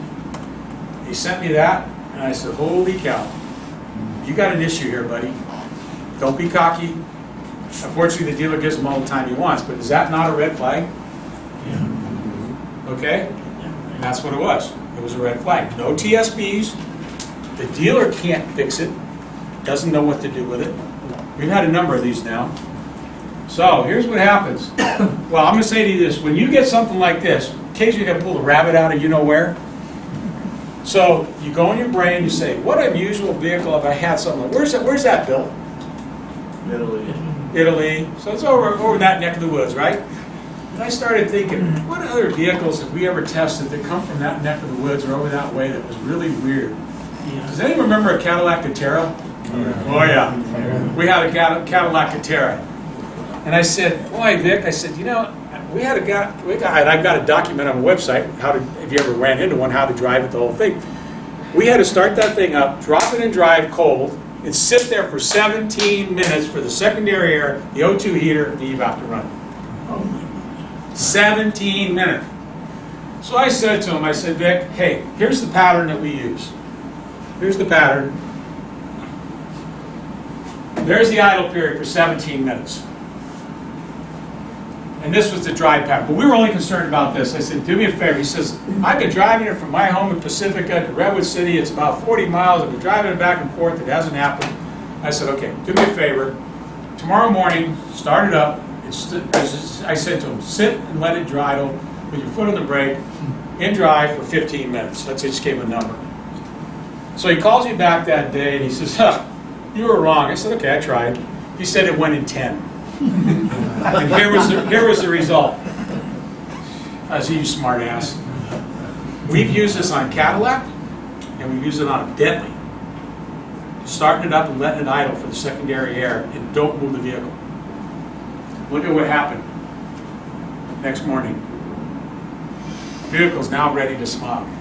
Now, how many customers are going to do that with their own car? Slim to none. None with a Maserati. None. And we run in a few more of these. What was the mileage on that vehicle? 30K. With 78 conditions? With 78 conditions? Yep. That's pretty low. Yeah, we don't know what kind of driving it was doing. It could have been a lot of freeway. Because remember what it takes. Could have been short. We don't know.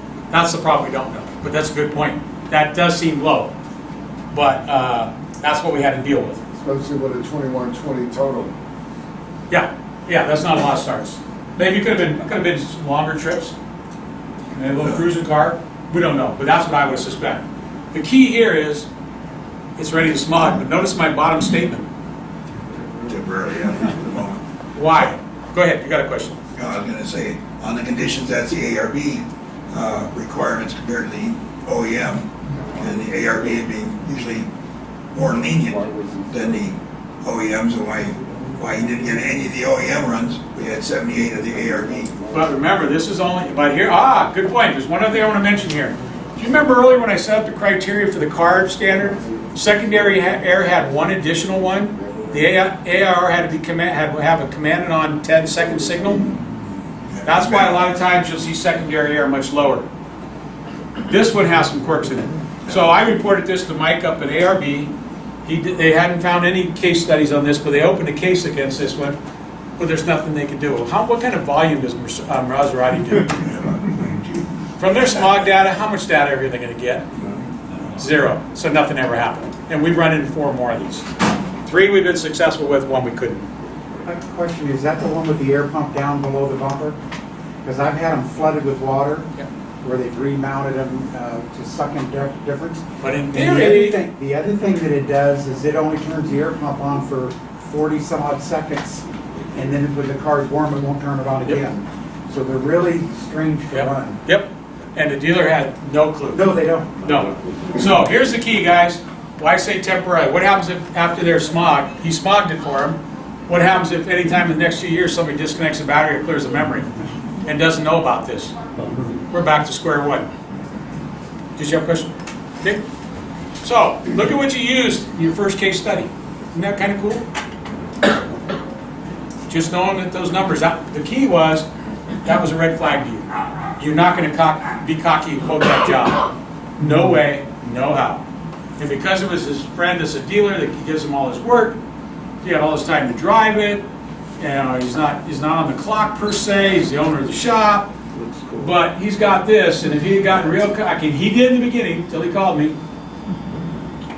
Now when I said to him, stop right there, have you checked TSBs? Yeah. Have you talked to the dealer? Yeah. I said, well then we need to pull a rabbit out of our hat. And we've had pretty good luck with this pattern on some of the European vehicles with the secondary air, with the long idle period after startup. Just sit there and let it idle. With your foot on. And there's the other thing, no customer is ever gonna do that. In drive, In drive, in drive, foot on the brake. just foot on the brake. Yeah.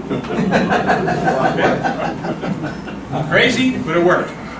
Okay, so now you got through that one. Now we got another one.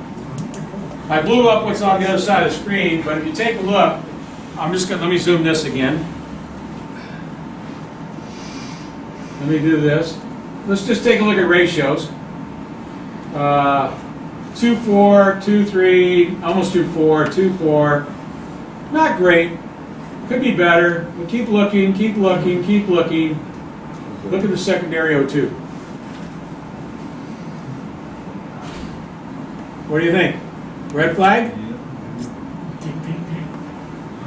Didn't go look at the scan data. This is part of the routine. You go check this first when you got a flag issue using my chart. And there's the red flag right there. For those that want to see a little bit bigger, look at the secondary O2. 0. So if you look at my chart and you get to this point, one of the things is check for TSBs and check for possible trouble tree flow charts. Well, guess what? This one had a TSB. This was the mom, my grandson's friend on baseball. We're sitting there talking one day, and she's telling me about her Jeep that wouldn't pass smog. And I said, let me take a look at it, and those were the numbers I got earlier. And I did a little check, and I said, there's recalls in that one. So the dealer reprogrammed it. She drove it, they drove it, and they passed it. But that was what fixed it. Now, once you catch something here, you heard what I said they did to the vehicle? They reprogrammed it. Okay, I want everybody to take a look at this. This was taken 6 months later. I saw her again in the fall, and I said, hey, how's your vehicle doing? I want to collect some data off of it. Look at what was 0. And here's, let me explain this. This lady worked about 50 miles from her house. She was a nurse, 3 days a week. She'd get in her car, go to the freeway, drive it about 50 miles to the hospital, and then drive it home. Okay? Over 6 months. What do you notice about the conditions? Bottom number. Does it look like that happened in 6 months? Or what didn't happen when we reprogrammed the vehicle? It did not wipe it. It did not wipe it. So let me go back here a second. I think this is a really valuable tool. Your vehicle? No, this was her vehicle. What year is it? Oh, I want to say a 14 Okay. or 16, I think it was. I can't remember. 14. Did I have it up there? Good remember now. Okay, so look at the number here. It was 514 for her first X amount of miles and all the freeway driving she does. 6 months later,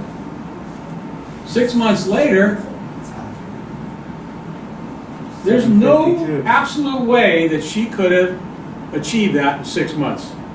So this is an example when I told you that depending on what part of the PCM got reprogrammed, you may or may not wipe out. It didn't wipe out the results. It may have wiped out the instructions for running the monitor test, but it didn't wipe out the results. Still a low ratio. Oh yeah, but remember, this if she's only driving freeway down and back this trip, how long is it going to take to build that back up? Well, it's not just build it up, you already have the first 500 at 0. Okay. So you're in the whole 500.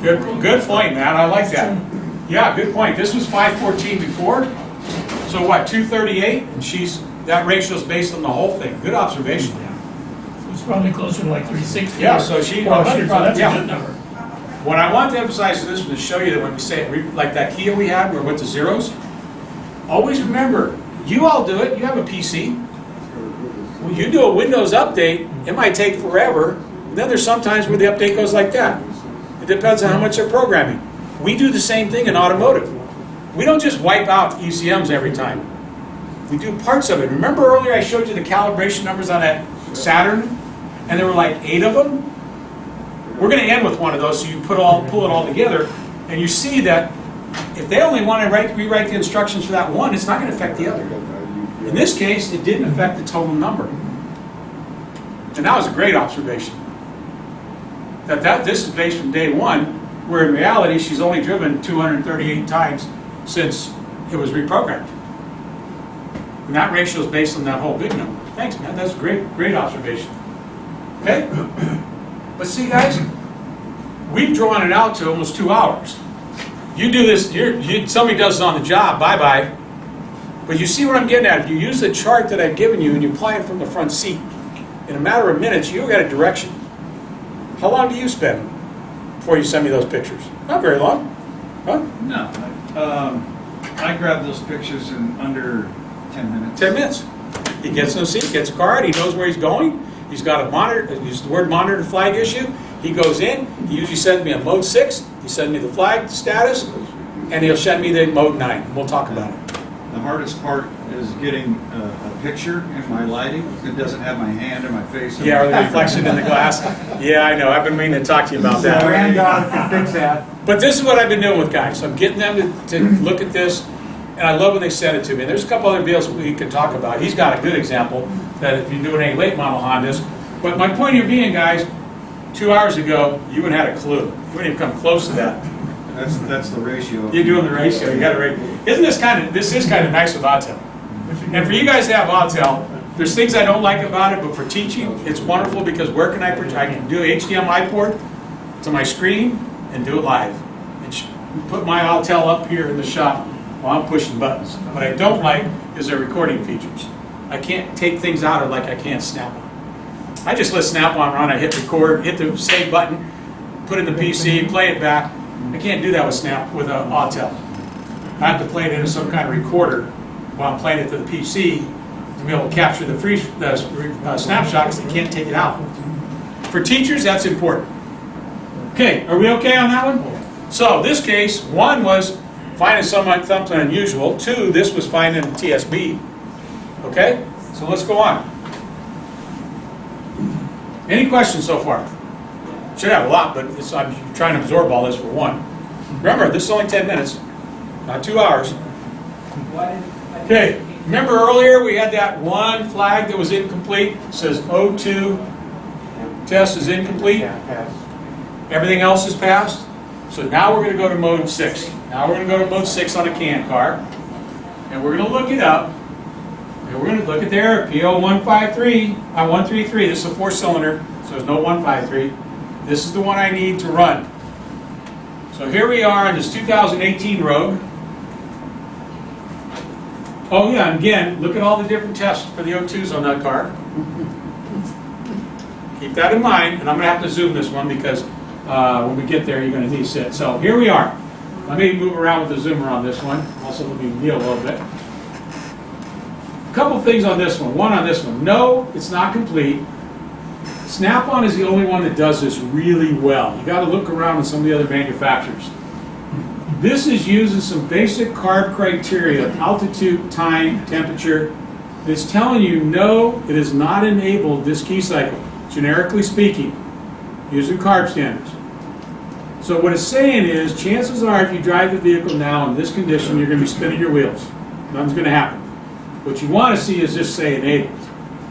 And if you work with fuel trim on some manufacturers, you'll see fuel trim enabled. Nothing's going to happen until that switches to that. But it's saying no, and it's saying no here. But anyway, make a long story short, I captured that way for a reason. Now look at it. Here I am in mode 6 for the front O2. If you knew my chart, 0, 1 is always bank 1, sensor 1. I don't need a name. I know that's bank 1, sensor 1. Plus a 4-cylinder, so I think I'm smart enough to figure that one out. But look at the other tests. Are they populated? Populated? Populated? Populated? Populated. Can anybody tell me that they're not running monitor tests on this car? Now you see when I get this frustrated when people call me and say I can't get these monitor tests to run. You got the monitor test run, you can't get the flag to flip, guys. We got to change this terminology. Because the intent of OBD2 was to call it flags. But state programs and us, all of us, and scan tools call them monitors. Oh, I hate that. Okay, so you see the problem? And look at it. We got an incomplete status. So we drove the vehicle more, and watch what happened on the next trip. Oops. Now let me zoom it again so you can see that in the back. Look at what happened to that test that was previously zeros. What happened to, go ahead. Does it break down more of what the test is? No, On the that's the top? hardest part. Okay. That's an excellent question. Guys, we can standardize these to sensor 1. Right. What we can't always standardize, if we can't get good in mode 6 information, is which test is it. There's the catch. And that's where you got to look around. Nissan, as an example, gives you a whole list of stuff. Their explanations suck. I mean, they really do. But enough that I can know what I'm looking for.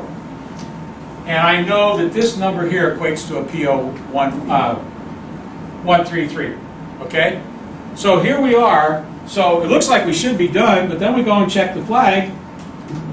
And look at the bottom here. Let me zoom it. And look at the flag. So now all the 01s are done. Can you go back to the PO 133 for a minute? On the previous slide? Yes. Yeah. So response gain at the limited frequency. Yeah. That's how they defined it. Right. There's the other problem. Right. Everybody's got a different name Response gain. for the same thing. That's almost like the measuring that. But I want you to look at something here though. You looked at the top one, right? And I highlighted that for a reason. Look at the bottom one. See if that one makes a little more sense. Rich to lean, lean to rich. Yeah. That make more sense? Does that look a little more like the GM one we saw earlier? Yeah. Guys, if engineers, well, you all know about engineers. We'll leave it at that. Okay? But this often it's measuring coming down or measuring going back up. And the first one kind of threw you off. Yeah. But if you take a look, sure enough, there's the test. Okay, so we got them all knocked out. We should be ready to go. But as it said on the bottom here, what? Well, that just tells you, if you're looking at the data, it tells you to let off the throttle all the way. More often for it to go through that test. Okay, so all we- the way off. Okay, but we did that on this one, and they're complete. What happened? Why aren't we complete? Key cycle? What's that? You need a key cycle? You showed us 3 tests, but this only looks like 1 you ran.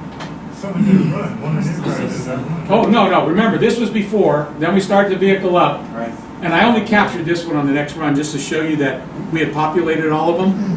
So it should have said complete, but it isn't. And you guys, since 2012, you've got to pay attention to this. The rear ones carry more weight for the O2 monitor than they ever have. There was a time you could squeak by without the rear O2 they weren't testing them real effectively. Now, Because of rear fuel tube, right? partly, yeah, good point. But my point here being is, now we got to go to the rear one. So let's go to the rear one. We can come back over this a couple times. Let me do the same thing here. Let's zoom it. See with your eyes when you're going through mode 6, you're not worried about test numbers and stuff. What are you doing? You're looking for zeros. This my buddy does in Illinois when he sent it to me. He'll take a snap on it, take his phone, and he'll just start scrolling it, and then all of a sudden he'll see a 0 pop up. So I think I found it. Send them to me. That's all you're trying to do initially. Don't worry about what test, whatever. You're looking for something that's still sitting at 0. Did I see the issue? I don't know what it is yet, but I see the issue. Okay? Now I go across the other one, which the rear one has fewer tests. They're all populated. So I need to do more driving on the rear one. And you hit it exactly. When you hear the word delayed response, what kind of driving condition? Let off a lot. You Yeah. gotta let off the throttle. These All the things. way, 100%. You gotta go off. Yeah, fuel cut. You gotta do fuel cut. Because on propane enrichment, you can see it if you're measuring the speed of the O2 sensor and snap it with the DSO. Now I don't think I left these in here. Now watch what happens when we rerun it and it populates. I'll blow that up a little bit. Not this. Whoops. It's not that the number's that important, but I'm going to blow it up so you can see it. And there we went from zeros to a number. Now let's go look at the flag. Look at the bottom here. My point in this one, guys, is you've got to get out of the front O2s and start looking at the rear O2s. Just for the reason you said. And here's what they're doing now. On the fuel cuts, there are some older ones where as soon as you did a fuel cut, what did you have to do to the throttle? Now think about that. You did a fuel cut, then you accelerate it. What were you doing to the mixture? You're loading that cap, right? On the later model cars, what they're doing on decel, and I didn't put the graph for this in there, but I have it. What they do is when rear O2 hits bottom, they inject fuel trying to bring that thing up. And they look at the time and how much fuel it takes to bring that O2 up to know the status of the cat and the efficiency of the cat, but also they'll use it for the cat, but they'll also use it for the O2. Okay? You've got to get your head into the rear O2s now. When you're having problems, and we got another case study on that, you got to do it. So my point here being is, don't get lost in numbers and stuff. You're flipping through there and you're looking for zeros. And if they're all zeros, now I'm concerned. So how would you know to use that? That was a problem with that particular zero test, because without looking at the test ID number or knowing what the test ID number was, how would you know without experience like he has that you have to cut the throttle and get back on it again? That's where you got to do a little homework. I've if I go back to, I've looked up other manufacturers to see the same code, and if they're all calling it the same thing, then it gives me an idea what to do. remember earlier I said we're going to show some manufacturer's information that's very specific that you won't apply to other manufacturers? Wait till we get to this Ford and your question's going to be answered. This is why you use information from other sources, even if it's not, I'm going to say, even if it's not Toyota, it says Ford. Guess what? It's still a rear O2, and a fuel cut is a fuel cut. Unfortunately, they didn't give us that information. So you get the idea here is, what I'm trying to do on this one is saying, first of all these tests should run. I don't remember, I don't think I put it in this one, I have it in my evap one, but my point being is, if you ever see mode 6 as 0, there's two reasons it could happen. One, the test didn't run because it just didn't run and you need to run it. But two, how many are familiar with engine off, natural vacuum leak detection? What does that mean? Put a gallon of gas out in the sun, blows it up, and what's going to happen in the sun? It's going to expand. And if I test it under pressure and it passes, is there any reason for me to let it cool and test it as a vacuum? None. So guess what? Mode 6 has a test for pressure, it has a test for vacuum. And if it passed under pressure, then I don't need the vacuum test, so it will stay zeros. And I have that in my evap one for tomorrow. I thought I was had it here, but I didn't put it in this one. But that's what I want you to be aware of. So your answer to this question is that I know that on this, all the O2 tests have to be populated. Doesn't the vacuum one for overnight? Sometimes. Most of the time. 'Cause Some. I can do a Honda in 25, 30 minutes, just letting it sit. It'll go into a vacuum. I can do Nissan the same way. Some of the GMs, I'll get pressure, but if it's too volatile, then it's going to have to wait the next day. That's something I'm talking about tomorrow too. There's a mistake in the schedule. I want to get some feedback from you guys before we end today. So to answer your question, his question earlier was, how do you know? Here's the thing, on the O2 test, none of those should be zeros. They should all be populated. Where in the evap, as an example, I could have a 0. Here I can't have a 0. So that's my blocker. I might have to go look up the bid and the TID to find out exactly what test, like we did here earlier. Okay, and if I look down here, let me find the right one. Here it is right here. I didn't highlight it on this one, I should have. And there it is right there. Anytime you see the word delayed response, what are you doing to that throttle? Fuel cut. Fuel cut. Needs a decel. Again, as I said earlier, on some of the older cars, and some of the Dodge trucks and stuff, you got to take that thing and bury that rear O2 around 800 millivolts to wake it up to make that test run. Okay? So in other words, you have to enrich in it.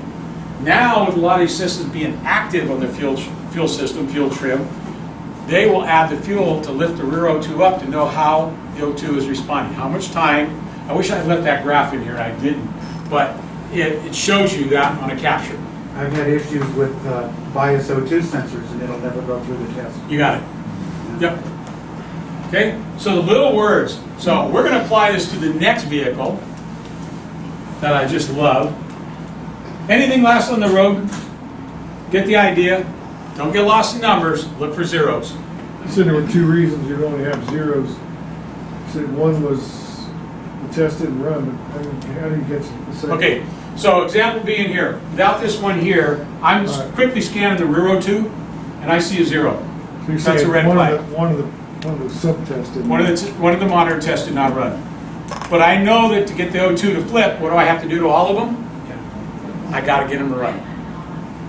So when a student says to you, I can't get the monitor to run, you look at that and you say, wait a second, you did. You were running a monitor test and a monitor test. This monitor test didn't run. So try again. Now it ran. Now we flip. I want to get away from people saying I can't get the monitor to run. I'm going to pound this in people's brain in this next update class, because I'll put this together as a class, and I want every instructor to get this out there and stop using that terminology. A flag is just a result of all the monitors. You know, the monitor testing. And there's only one per that's going to actually flip that one. Now, if some of those other ones had failed, then we wouldn't have got to this test possibly. Okay, but we'd have had a separate DTC, and that would have been a blocker. We got lots of DTCs, and we're going to have more, guys. We're out of codes. We're going to that new unified diagnostic system, which I'm working on putting stuff together on. It's going to happen in 2023. Be phased in. We're going to 3 deeper codes, more codes. 3-digit code, trying to think of the correct, 3-digit codes in a different way, and as far as the computer's concerned. I'm still pulling that all together, so bear with me. So Mark, we're going to answer this question. I don't want anybody leaving here today ever telling me that in 99% of the cases, if the cat or the O2s run, the cat will not run. I mean, if the cat runs 99% of the time, the O2 is going to finish up testing. So this is on a Toyota off an old Master Tech.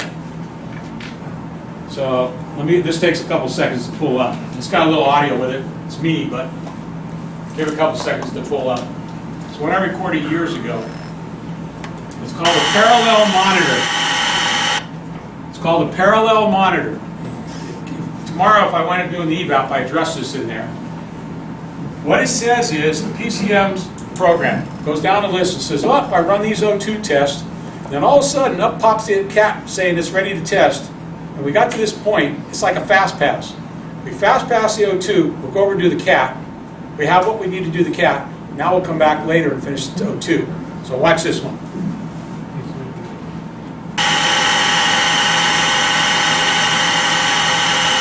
There's also something else in here I really like to show you, especially bar instructors.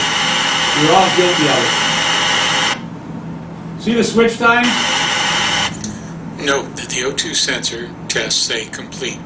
Okay, so on the scan tool, notice what it says about the O2 sensor test. Complete.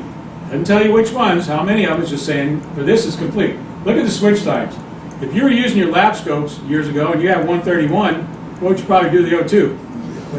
Please, get rid of that theory. That's dead. Nothing wrong with these O2s. It's perfectly good. They use different data points. So get away from that. So here we are. It says complete. So let's watch. Does this mean the monitor is complete? Before we look to see the status of the O2 monitor, let's take a look at the switch times of the O2 sensors. Just highlight As you this. can see, the switch times exceed the 100 millisecond theory taught for years. OBD2 uses different data points to measure the O2 sensor activity. Now, let's look at the O2 sensor monitor status. And again, this is an old video, so I use the word monitor status. So if you knew the Master Tech, we just switched over to the Toyota side. Go ahead. Another thing, why when we did talk about the 100 milliseconds, they only talked about from lean to rich, not from rich to lean, because they switched. Now, what does this mean? The previous screen said the O2 test. It was basically easier to charge than it was to discharge it. That's why I explained it. Oh, okay. But in OBD2, get rid of that theory. Don't even measure them that way. Okay, so now we go over to the flag status. Look at what it says. Because remember I said what we do is we go down the chart, run an O2 test, and we pass so many of them, if we meet the CAT criteria, and we're now into the CAT criteria window, the PCM says, I got enough to fast pass the O2 to go over and test the CAT. I'm going to go do it, and then eventually I'll come back and retest it. Again, my experience has been 99% of the time, that works. I'm going to show you a case where it doesn't work. It didn't work. Okay, so let's finish this one up. Now watch this. The PCM has completed enough tests, like the Bar 97 Fast Pass, That's to right, evaluate right. the CAT. If the enable criteria for the CAT monitor is met before the O2 monitor has completed, the PCM will move on to testing the CAT monitor. Okay, so this is got a cruise and come down the aisle. We're coming down the aisle. remember, if you do run them on the dyno, I don't need to put on the brake wheel stop, not rolling. So keep an eye on this, you'll see it.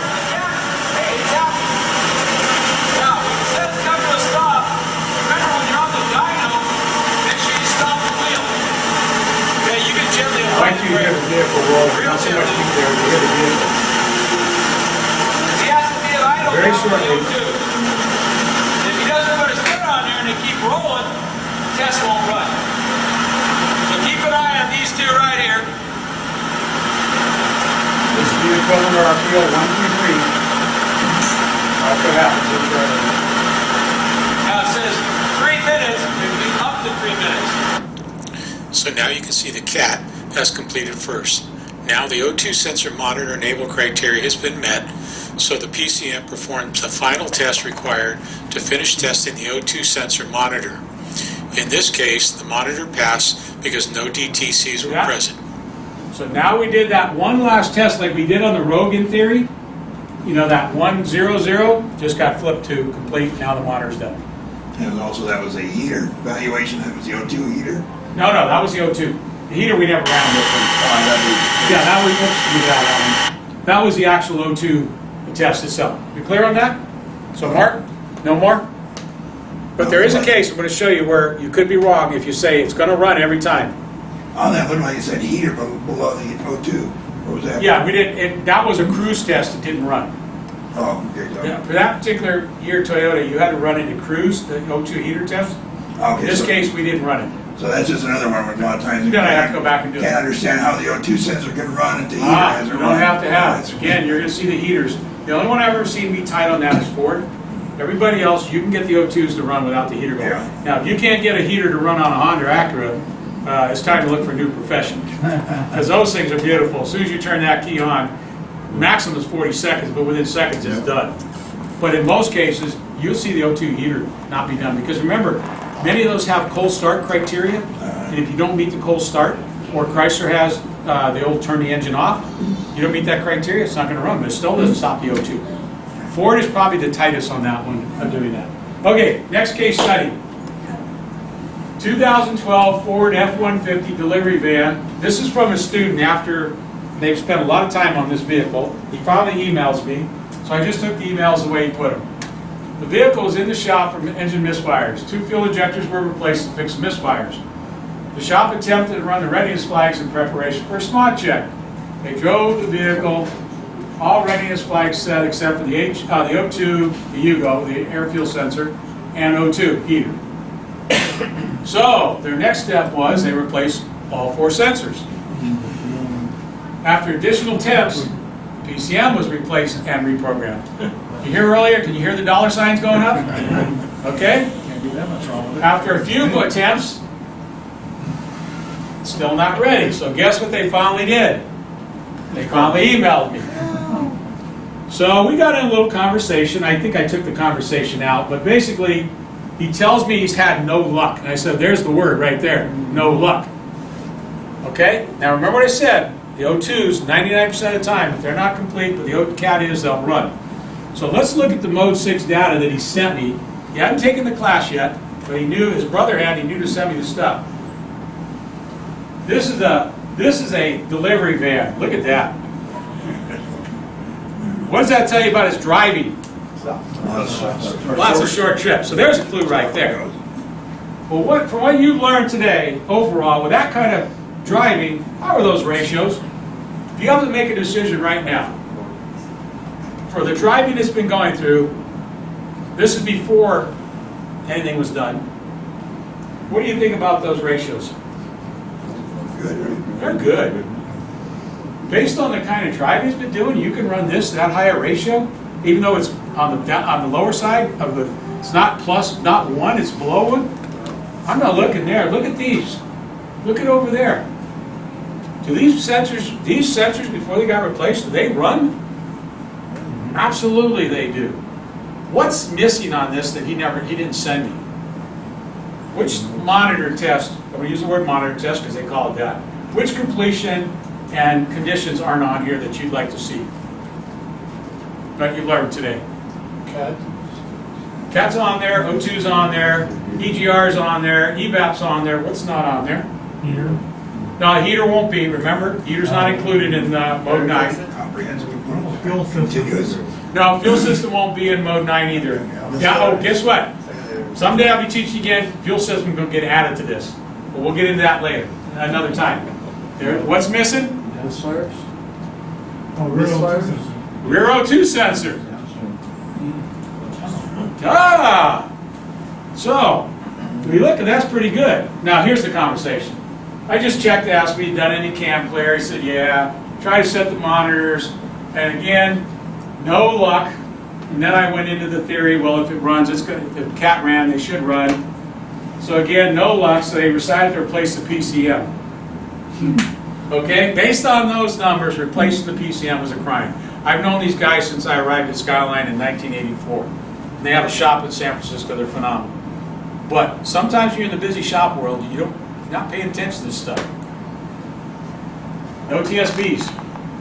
Motorcraft website, if you guys haven't been there, you're not using this, shame on you. I'm going to pull it up because it's a tremendous site if you haven't been here.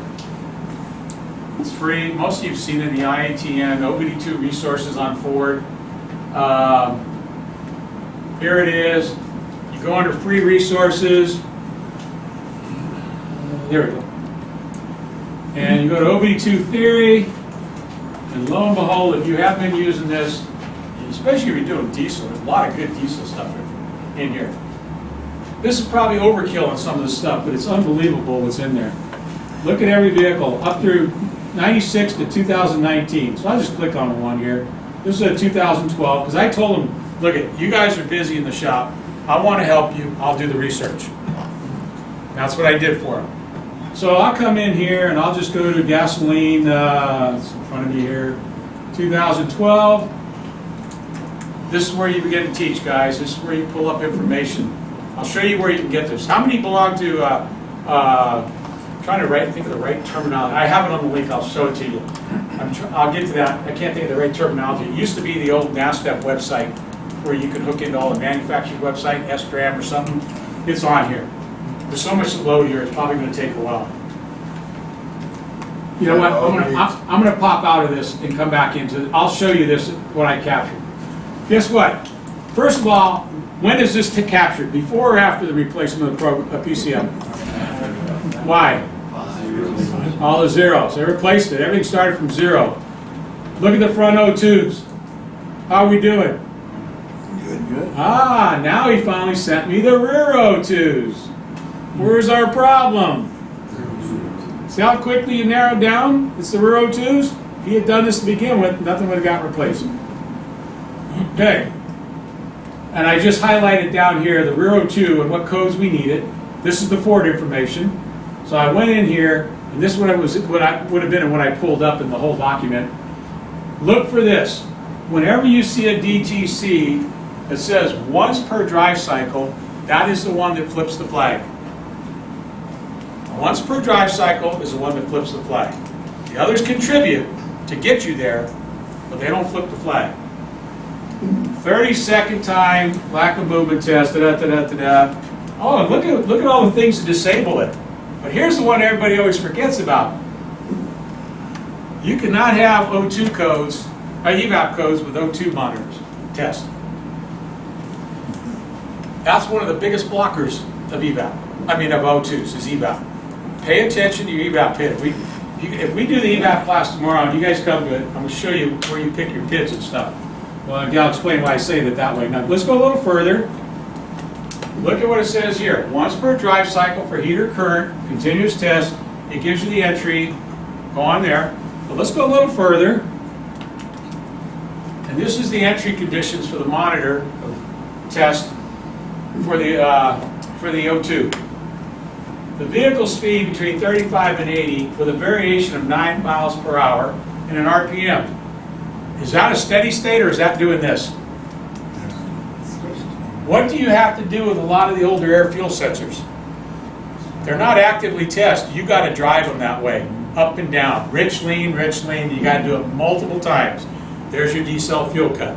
Every time you come down with your foot up, what are we doing to the fuel? We're cutting it. We're driving it rich and lean ourselves. So as soon as I saw that, I kept going a little further, and I told him, this is a pattern we have. You need to do something like that. It needs to be exercised. The way that's written, though, is saying maximum change in RPM is only Yeah. 150 RPM. That's virtually no change. So that's where experience comes in, and after today, you won't run into that problem. Because you're going to learn, if you got an air fuel sensor car, it's either going to be a steady state, or you're going to have to Humpty Dumpty it. This one's a steady state. No, this is a Humpty Dumpty. I'm still having a problem with the 9 mile per hour variation. But we're not done yet. Hold on a second. Now it's good points. Watch this now. Look at the next thing we got from Ford. Look at the red. Once per drive cycle after 3 D-cell fuel cut. D-cell fuel cuts. So does that tell me I got a Humpty Dumpty pattern or a steady state? Humpty Dumpty. So this was some of the most six stuff he sent me. We still had 0 sitting there. That's a rear O2. 05, 06 are always rear O2s. So next thing is, I get this from him after a weekend. After 2 tries over the weekend, I decided to try something different. I told him in San Francisco to go from downtown where he was out this one freeway and just keep working it this way. So he did. He got on the freeway, he drove out to a place called Pacifica. During the freeway drive, I just performed small accelerations, making sure the transmission did not shift the transmission. He said, by the time I got halfway up Pacifica Hill, both of them set. He was done.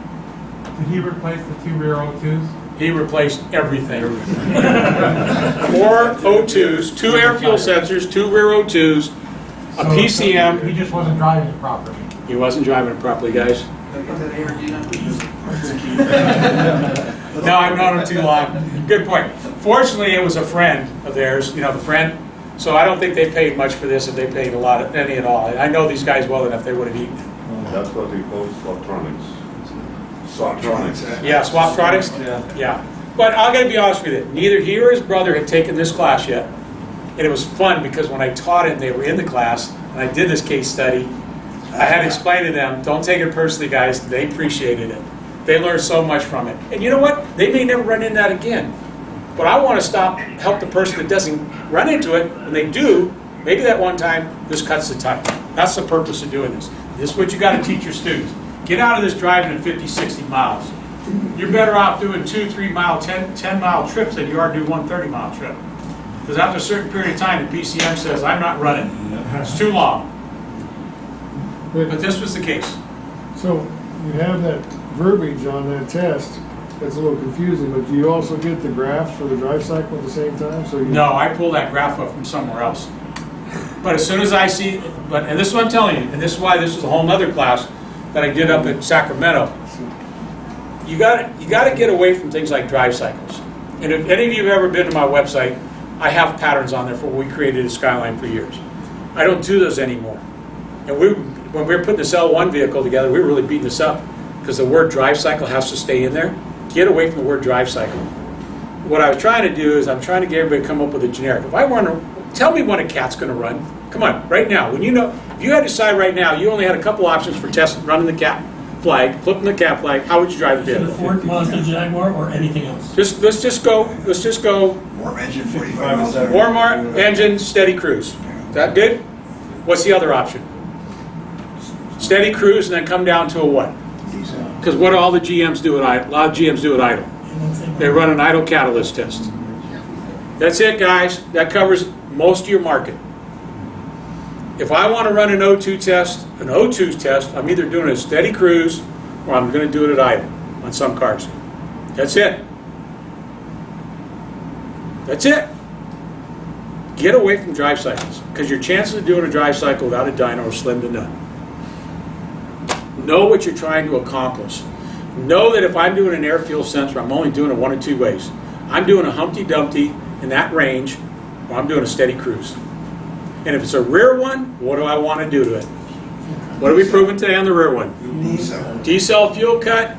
And if it's an older one, and some of the Dodge trucks, you got to bury it back. You got to get that thing over 800 millivolts. Any of you use the OBD2 reference guide on the smog site? Bar? Go Go in there and look up the Dodge truck, and there's a pattern in there. It tells it to decelerate 3 times from 70 down to 30.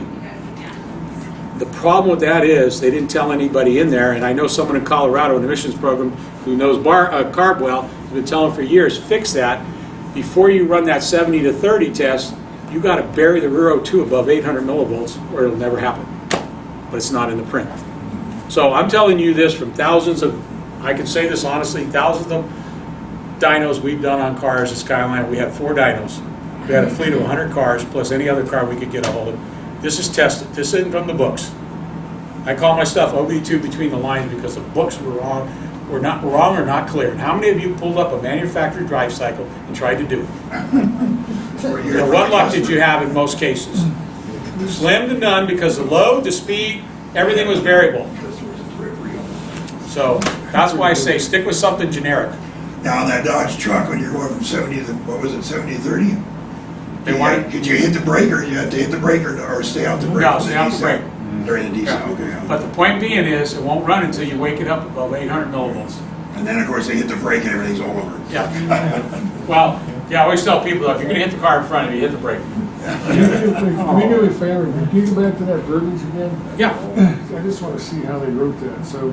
This one or which one? Either one, that's fine. Oh yeah, no, they could have done. They should have been more definitive with that. But come on, this is where experience comes in. This is what I'm passing on to you is my experience. Saying if you see something like this, and it does say steady state, and it gives you a change like that, and it's an air fuel sensor, you're Humpty Dumpty.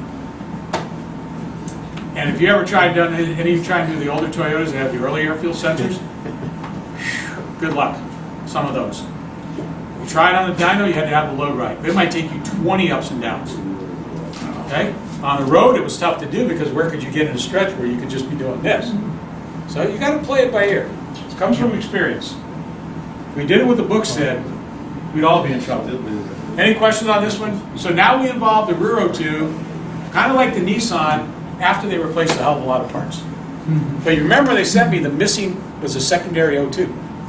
Once we saw that, and we didn't look at the final results. I got to prove it to you. Whoops, there it was. Look at the lower right-hand corner there. 1 out of 15. What about on the cat? What could hold a cat up? If the O2, if everything else is run, what else? First thing I would look at is I would go into mode 6 and I would look at my O2 or air fuel sensor results. Because if any of those are borderline, and I'm not using this one, but I have another one, a case study. We had a Lexus, 236,000 miles on it. We're running a class at night, we're testing it, and the only monitor that won't run is the cat. So what's the first thing you're saying? You're saying, what am I doing wrong? What's wrong with the cat? Why can't I get the cat to run? The cat must be bad. No, here's the word I use. What is the reporting components for the cat? What reports to the PCM what it needs to test the cat? Bingo. So I'm going to go back and look at those before I go and question what I'm doing with the cat, if I've driven it the way I think I'm supposed to. And this example we have, and this is to show you that this 100 millisecond, throw it in the garbage. This thing, thank God it was a V6 Lexus, front bank 2 sensor up top, and we graphed it and it was doing between 300 and 536 millivolts. Okay, but it wasn't flagging it. And it's what you said about sluggish. So this is Thursday night, and I said to him confidently, I said, do me a favor. Drive back to San Jose, which is probably about 50 miles from the college. Come back Tuesday night with the O2 sensor. But I bet you when you come in the door on Tuesday night, it's going to be done. The cat's going to be done.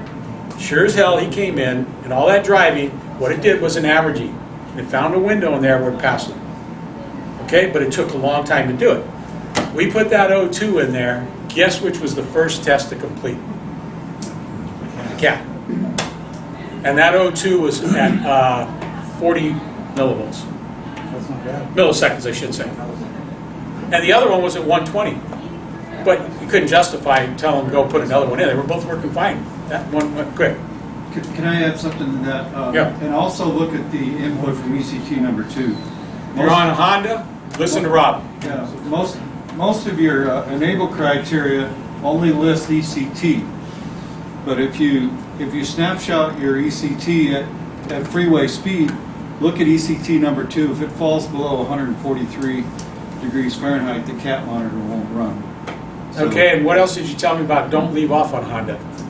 Don't leave off. Don't leave off Oh, the shield? don't leave off the shield. The splash shield underneath, that'll help change your temperatures. If they went to Brand X to get their oil changed, make sure that shield's underneath it, or Change the temperature. ECT number 2 might fall below criteria. So you can see, you got to get away from the textbook stuff. The textbook stuff will drive you absolutely freaking nuts. Where is that, where is the second, ECT? The radiator. Bottom tank of the radiator, Yep. next to the lower radiator hose.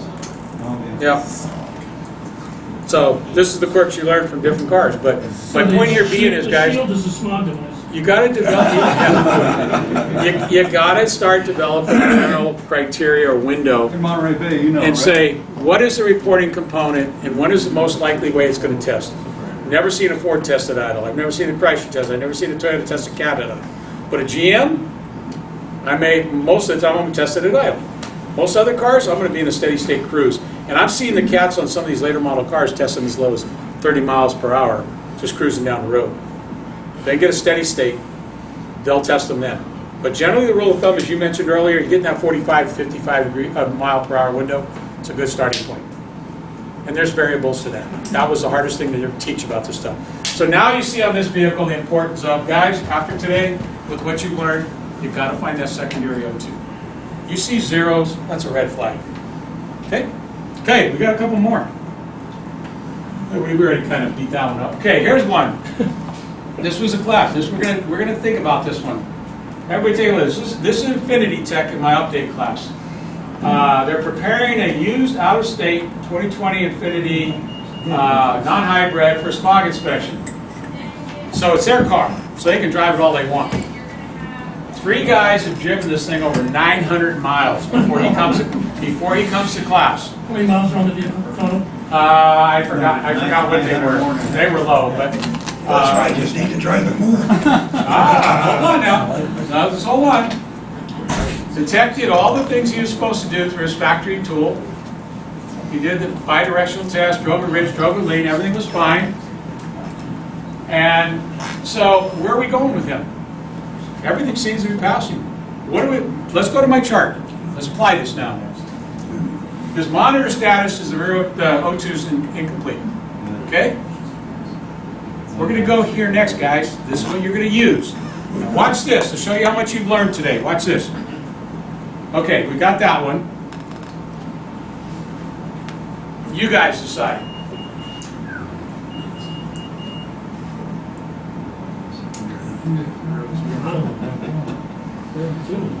Now this is you in the car. You just pull this up. This isn't 2 hours later. This is minutes later. What direction are you going in? Bank 1, rear 2. Bank 1, rear 2. Now the cool thing about this was a dealer tech who owned a snap-on scanner. He would never have found this in the OEM scanner. Most OEM scanners do not have this information in it. Okay? Do not. He's got a plan. He's already got a direction. So let's go look. We're going to look at mode 6. We're looking for zeros. Oh, we looked up some mode 6 information on it. Oh, there's that key word again. There's that key word again.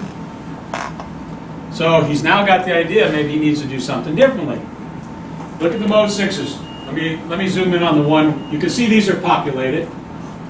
And remember, the rear ones won't have as many mids. Mids and tids. So have they run some tests? Yeah. Yes. But they haven't run the one to flip the flag. So, look at the values, and then look at when they got done. And I'll tell you how we got here. Something happened, and look what finally happened here. And look what happened to test. Here's the catch. Remember I told you there's a 1%, 2% chance that even though the cat ran, the O2 ain't going to make it? Okay, let's show you what happened on this one. That's why you can never say never and never say always. There's a lot of words, but basically, I told him, he says, however, I'm happy to report the O2 is now completed after replacing Bank 1, Sensor 2. Very short trip to the freeway, it ran. Okay? First, he took the initiative to use an aftermarket scan tool, which a lot of dealer techs won't do. And I would say this, the validation for what I'm doing today came from two people. One, Mike McCarthy up at CARB, who wrote these regulations, and a fellow named Bob Krasinski, who wrote for CARB, wrote for Ford, wrote for BMW, helped write this stuff. I happened to meet him through Diagnostic Network. We talked, I sent him this. He says, this is what technicians need. This is from the man who wrote it. He's battling VW not to pull some of the global stuff out of their tool and put some of this stuff in. So it made me feel real good that I was on the right track. He says, there's only a couple things, one thing I want you to fix is, one thing is fine with me, what is it? That was the ratios I showed you earlier that CARB had. He says, you need to have those in there. Cool, put them in. But this guy did all he was supposed to do. This is just a review of what he did. But here's the bottom part. He had contacted Techline. Techline he couldn't even talk to about Mode 9. They didn't have a clue what that was. Their answer was to replace both rear O2s. But here was what he said to me. After doing what I learned from you and looking what I looked at, I didn't feel right replacing both O2s. The numbers didn't indicate it. So he just did the one. And that's what fixed the car. So in this case, the cat ran, but it didn't. The O2 did not finish in the O2. And there's been a number of these on these Infinities, and also some older Nissans that have this issue, where the rear O2s aren't. And here's my thing: is real quick. I think someday there'll be a reflash for this because it doesn't make sense. One, they're not flagging it. There's no DTC, but they're being run like this. But hey, they could happen for 8 years. So somebody finds it. There you go. So a reflash is going to come in, and he's got one he's dealing with on Hondas. I think a reflash is going to have to happen. But the point being is, they're not watching that closely right now. It's not important to them. Not unless CARB comes knocking on their door.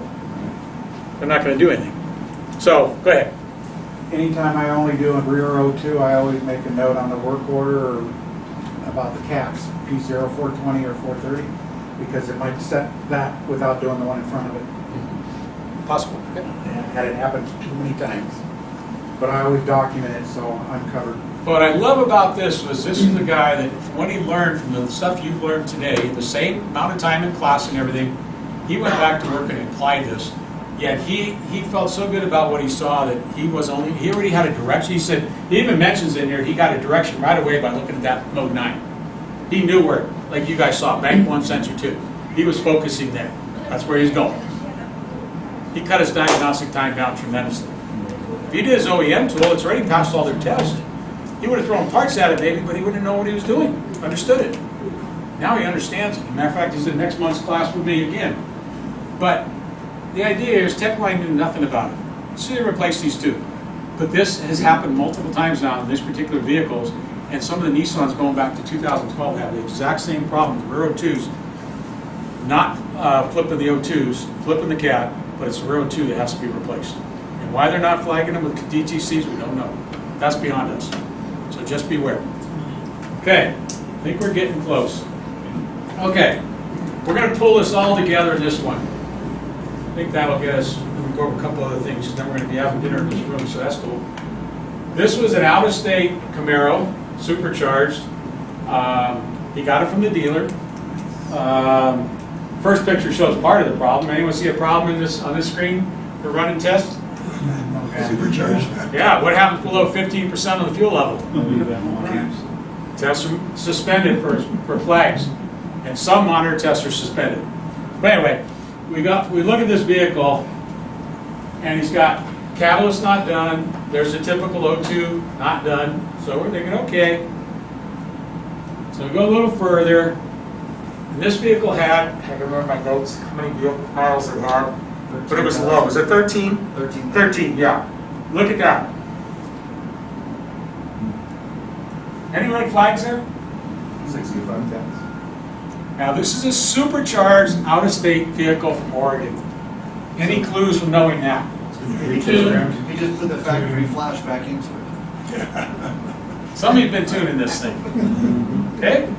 But see how quickly you pull up on that, looking at this? There's no way when he sent me that, this thing has been modified somehow, some way. Now they're traded in, so maybe before they turned it in, they went ahead and tried to get it back, but we'll go into that. So here we are. There's the other ones. Just not making sense. So we're working on this thing. So we pulled up all the CBNs, like I showed you earlier. We're kind of summarizing everything in this one. Remember I told you, it's broken down into multiple systems. This was the original value. Let's see, this was the after, this was the original. So we looked them up, we matched them up. We didn't find any that had been incremented because they had been tampered that way. So that really made us think that somebody had been trying to put this back to original, reflash it back to original. And some got scrambled. But anyway, he goes and looks it up, and that GM site I showed you, the TIS one, and this one actually links to that site. It should go there. Let's see if I can pull that up real quick. TIS.gm.com. This one should come up fairly quickly. This one I showed you earlier in a still picture. You can do that, or you can punch in the part number and it will give you the calculated CBN you should see. So we did this for this vehicle, and they all matched up. So he looked this up and he found out that one of them needed a reflash. That's funny, this thing had been played with, tampered with, whatever you want to call it. We don't know the whole story. So he went back, he did the reprogramming, what he was supposed to do, did the updated the calibration. And again, this is part of that GM site I was telling you earlier. Guys, you got to use this. This is invaluable, the information that's in this site. I don't think I have this one. Let's see if I have this one linked. No, I didn't have this one linked.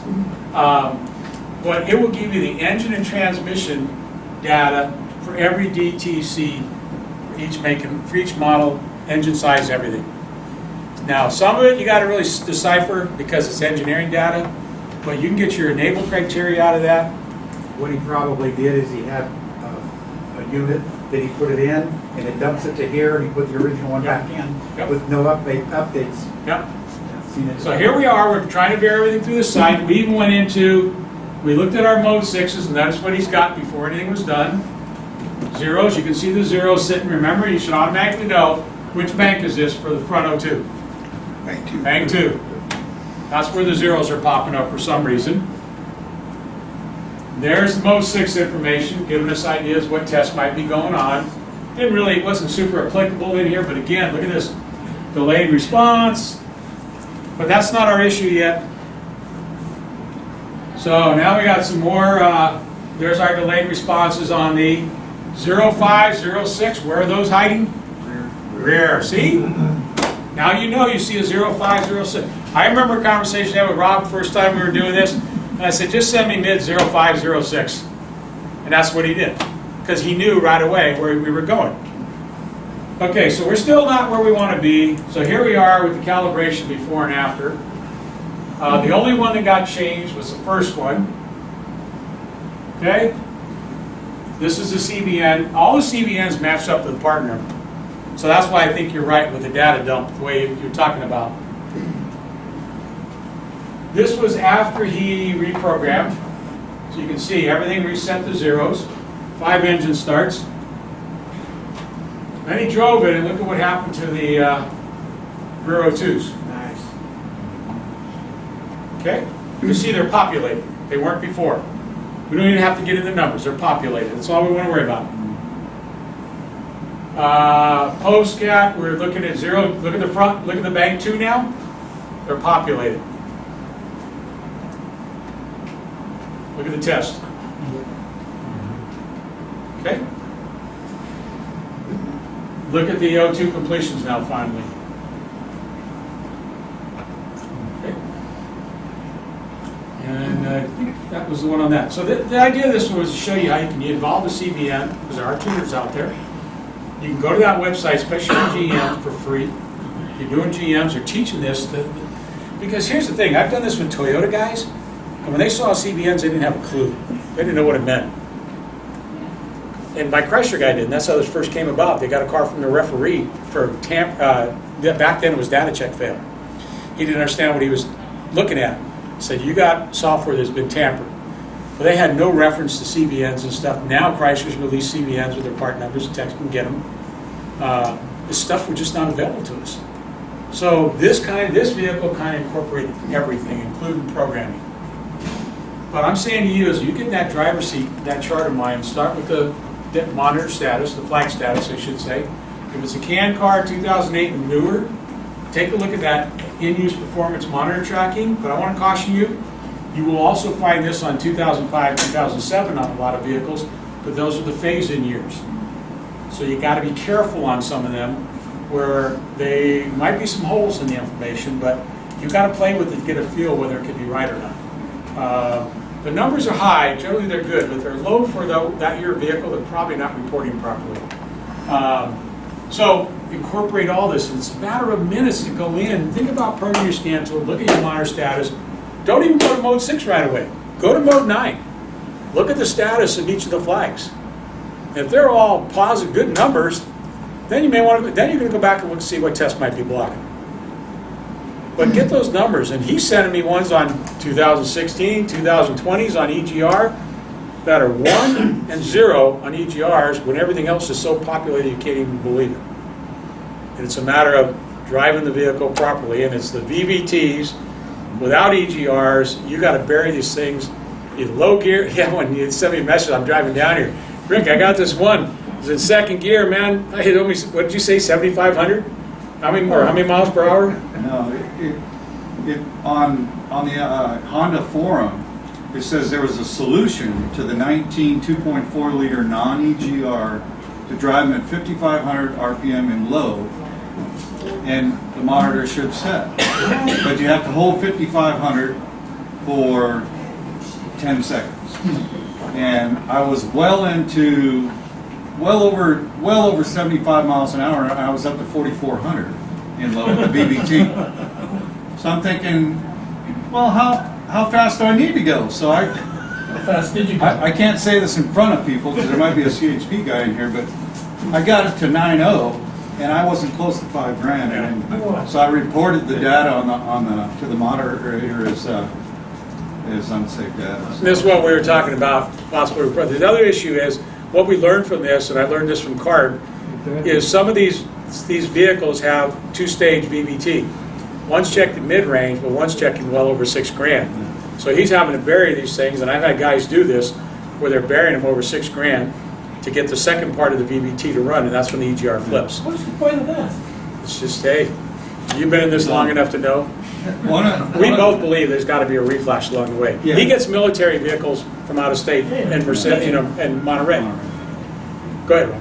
Oh, I was just going to say, the Honda Tech line, as well as you said, the Toyota guys and the Nissan guys, I was telling them what specific Mode 6 issue was not completed, and they didn't know what a hexadecimal D7 was, or a DE or DF, because there is this one guy, he said you just, from a standing start, just mash it and get it up to 5,500 and then just hold it for 10 seconds when you get there, and it was well under 75 miles an hour. So I know I had a hill really close to me, Carmel Hill, so how I actually eventually did it, it would upshift no matter what. If you were pulling in low, if you held it down and tried to feather it and keep 55, it would upshift. So I just stopped and tried it again, and I just mashed it into the rev limiter, stayed on it, and it was, oh gosh, past 75, 80-ish. But then because I had a tech line report, they wanted to know what fixed it.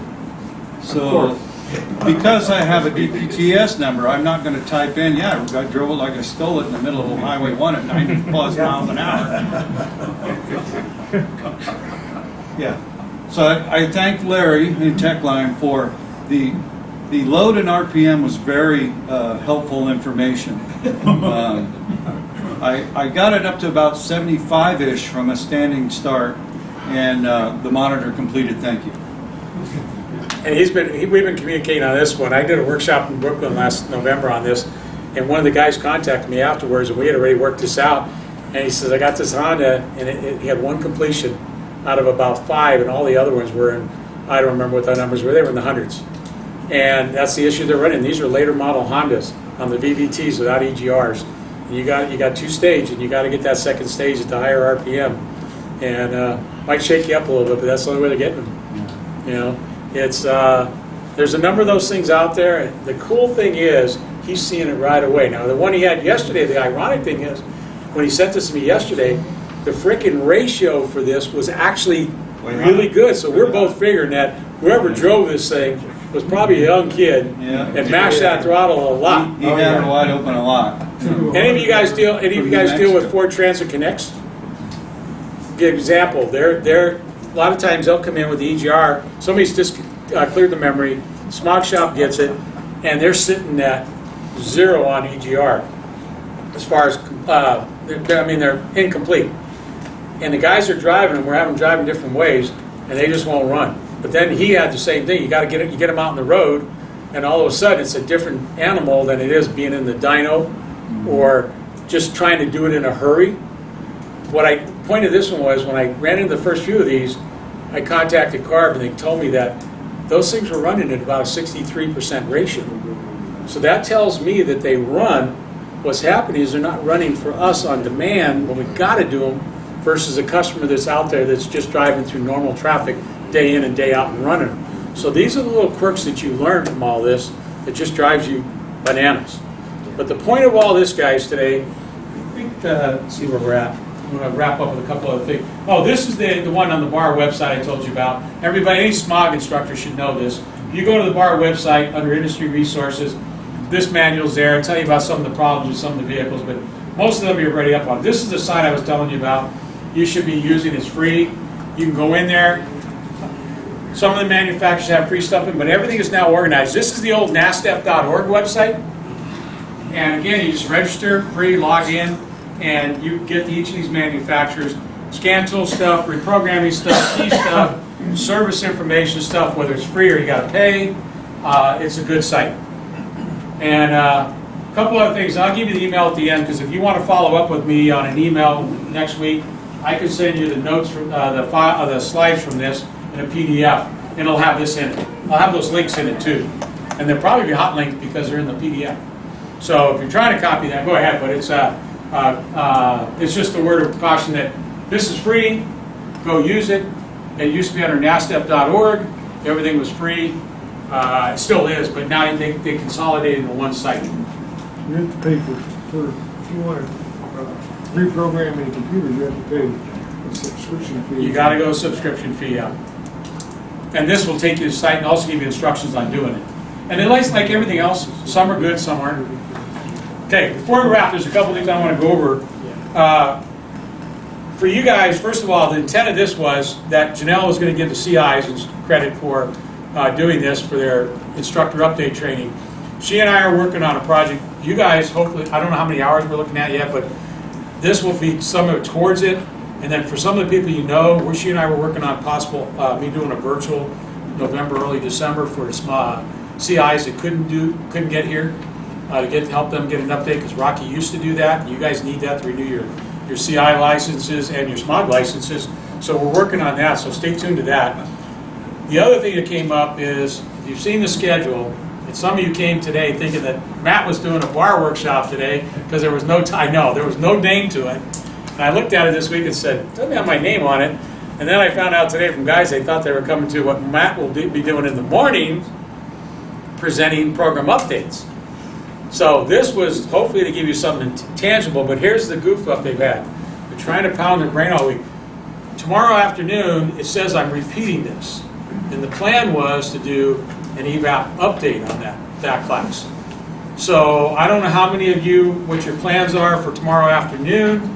I can run this for people that weren't here. I can also I already have the 3-hour evap update class ready to go. If I feel like there's enough people in here to be committed to come into that one, I'll just put the evap, tell them I'll put the evap in there and they can announce it at lunch. So anybody have any feelings on that? And you may have something else planned, that's okay. My feeling is if you do the evap in the afternoon, these guys get more hours towards your CI because it's a different. That was why we put in the second one with a different class.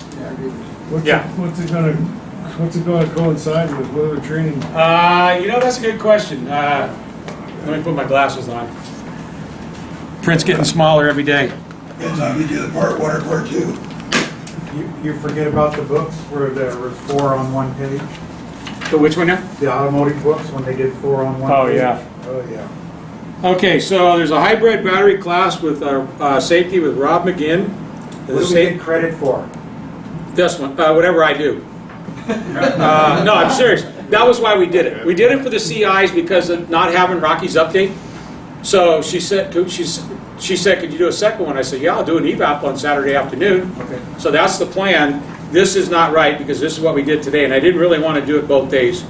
I've been battling for a week and a half to get them squared away, and they just didn't get it. Then there's a fast track to students to 60K something, and then electrical hands-on by ATEC, which usually is limited because of their workstations. So if you guys feel that way, I'll put an evap in tomorrow afternoon. Okay. Which period would a session would be? It would be the 1 and 2. It'd be a 3-hour session. So where it says this class for 2 sessions, it would be the evap for 1 session, the whole thing, the 3 hours in the Starting at afternoon. what time? It would be 2 o'clock, 2:15 to 5 o'clock. Okay. Every, In this room? The bar. I don't know. update- No, it'll be at the college tomorrow. Everything will be at the college tomorrow. The bar update with Matt, do we get credit for that? Yeah, I would think. If you go to She gave me credit for that, don't you? She did. I think she did last time. I think she did last time. Is that gonna be at 10? Yeah. Let's see. Your schedule said 10. Oh, sure. Okay. Yeah, whatever they got. Just in case you wondered. Yeah, so he's tomorrow. Everything is the college tomorrow. And reminder, I don't know if you all saw the email yesterday, but college does have the restriction when you're on campus, but in the rooms. You're going to my classroom tomorrow. You're welcome to wear one. I'm not. I can't do it when I'm teaching. So if you'd like me to do that, I'll tell her we're announcing we'll switch it to evap. And just give you a little background. That was UT 007 that I introduced back in 2012. 5,800 smog techs were trained in that in the first 3 or 4 years. What I did recently, because some schools want to use it again, is I went through and updated what needed to be updated to later stuff and graphs and things like that. It's got monitors in it. So if you guys would like me to do that, I'd be very happy to do that tomorrow afternoon. Yes, please. Okay? And you, CIs, you're getting credit for it. Yes.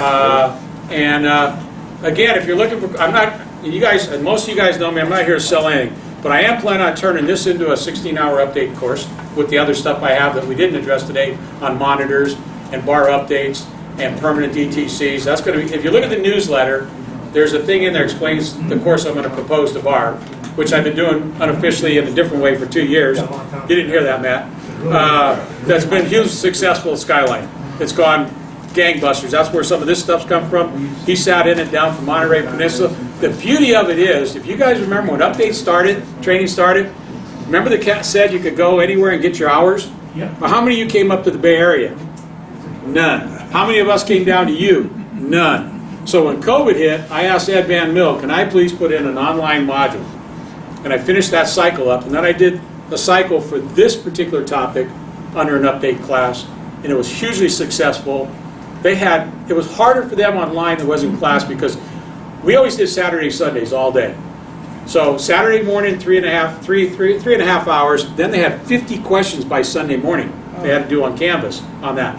Sunday, they had to do the same thing for 3.5 hours. They had 50 questions and some worksheets to do by Monday morning. Tuesday night, we finished up at 10 o'clock, but I let them have till Thursday night to finish up the last test and the last worksheets.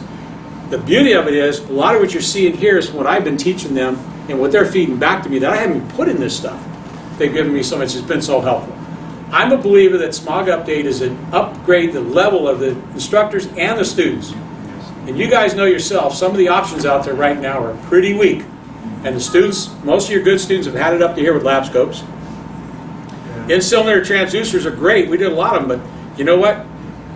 It ain't happening in the smog world. I taught enough guys and they say, well, we'd love to do that, but we do this and this before we ever get there.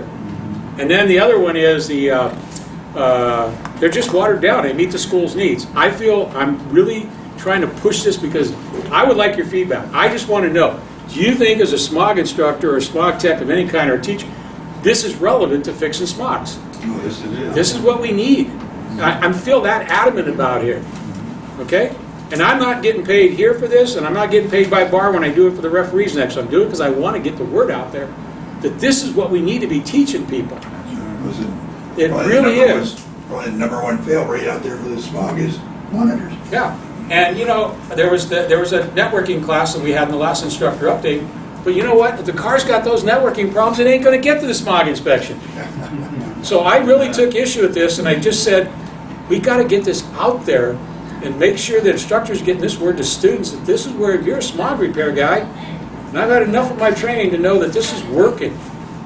And I've got a third leg of this on the variables of completing, I use the word readiness flag monitors, variables of drive cycles, the things you were talking about, the ups and downs, and what are you looking for? The video, like I showed you here, I've got others. But my point is, this isn't copied from the book, guys. This is my years of research at Skyline with all that we have. But the EVAP class, over 5,800 people are doing it. I got some people interested in using it again because I've updated it and it's still relevant. But it's a good, solid class. So if you guys want that, I'll do that tomorrow. And then I'll tell Janelle we're just flipping the name on it. Okay? Questions? You said are they requiring masks on the campus? Is that what you're saying? Apparently, yeah. Yeah. Now, I understand the classroom, like you guys with me as an instructor, I just say to you, if you're comfortable wearing it, wear it. I, as an instructor, am not going to. Okay. But apparently on campus, they're asking for it. I didn't know that till last night, when I saw that email come out. I didn't even hear it. Yeah, and I don't know if they'll have any extras, but just beware that that was the case.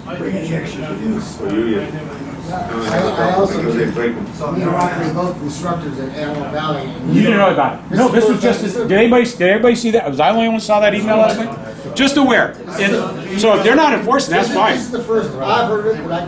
That's what she put out. And it said mask up and bring your mask. I was on campus today, about half the kids were wearing them outside of classrooms, and when I walked up to the auto lab, the door said they were strongly recommended. Didn't say required. Okay, good. Well, that's even better. I'm all for that, but I just wanted to pass that on because last night, we got, Unless you know somebody. you know John Knapp? You know John Knapp that used to be there? Yeah, I know John. Well, we had dinner with them last night, and I get home, we get back to the house, room at 11 o'clock, and I'm going through stuff, and I see, mask up. I said, holy crap, I didn't know that coming in. So thank you. So what did he say? I'm sorry. He said strongly recommended. Oh. But again, personal choice. And they're from the college, and they're not doing it, so. It's right behind the softball, girls softball. And just a mile and a half down the road, isn't it? I don't know where the softball is. I walked around the softball place, there's some guy painting a gate, and then you're like bullpen, and then I walked around and it was a high school. Let me put one last thing up here real Yeah, quick. that's the source. We went to the source too and got booted out because we used them to go through the auto place. It's all locked up. Nobody had a mask. There'll be signs up tomorrow. Last thing, guys, if you need anything from me, use my AOL. Get back to me if I can help you in any way. That's my website that I'm not proud of. I wish I could put more time in it. It does have some patterns on there that work. Hopefully someday going to populate that too. But if you need anything from me, that's the best way to get a hold of me. And I'll get back to you, I promise you. So use instructors need help. That's what it's for.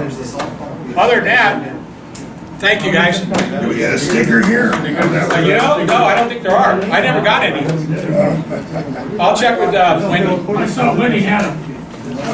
Wendy had them. She never gave me any for this. But I'm trying to think of a way to do that. Maybe the names are wrong. I'll just put test questions at Janelle and she can test you guys. If you pass, you get credit. I'll see what I can find out. Test question, what shirt was Rick wearing? Yeah. When did Rick give up to be here? Yeah. I see you. Oh, you are? Nice to meet you. Really? You're bigger too.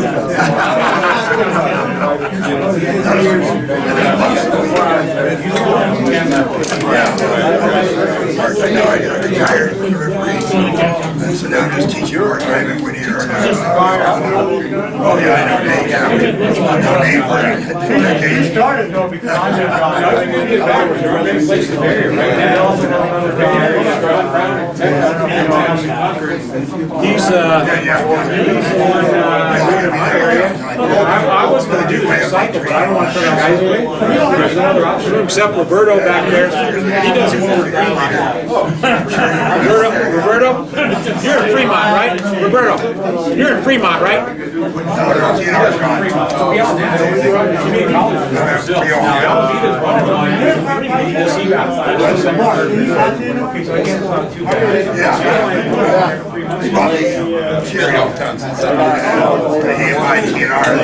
Just closed up his conference. Just say you're here. Hey, thanks for your input. There was no deal on you behind.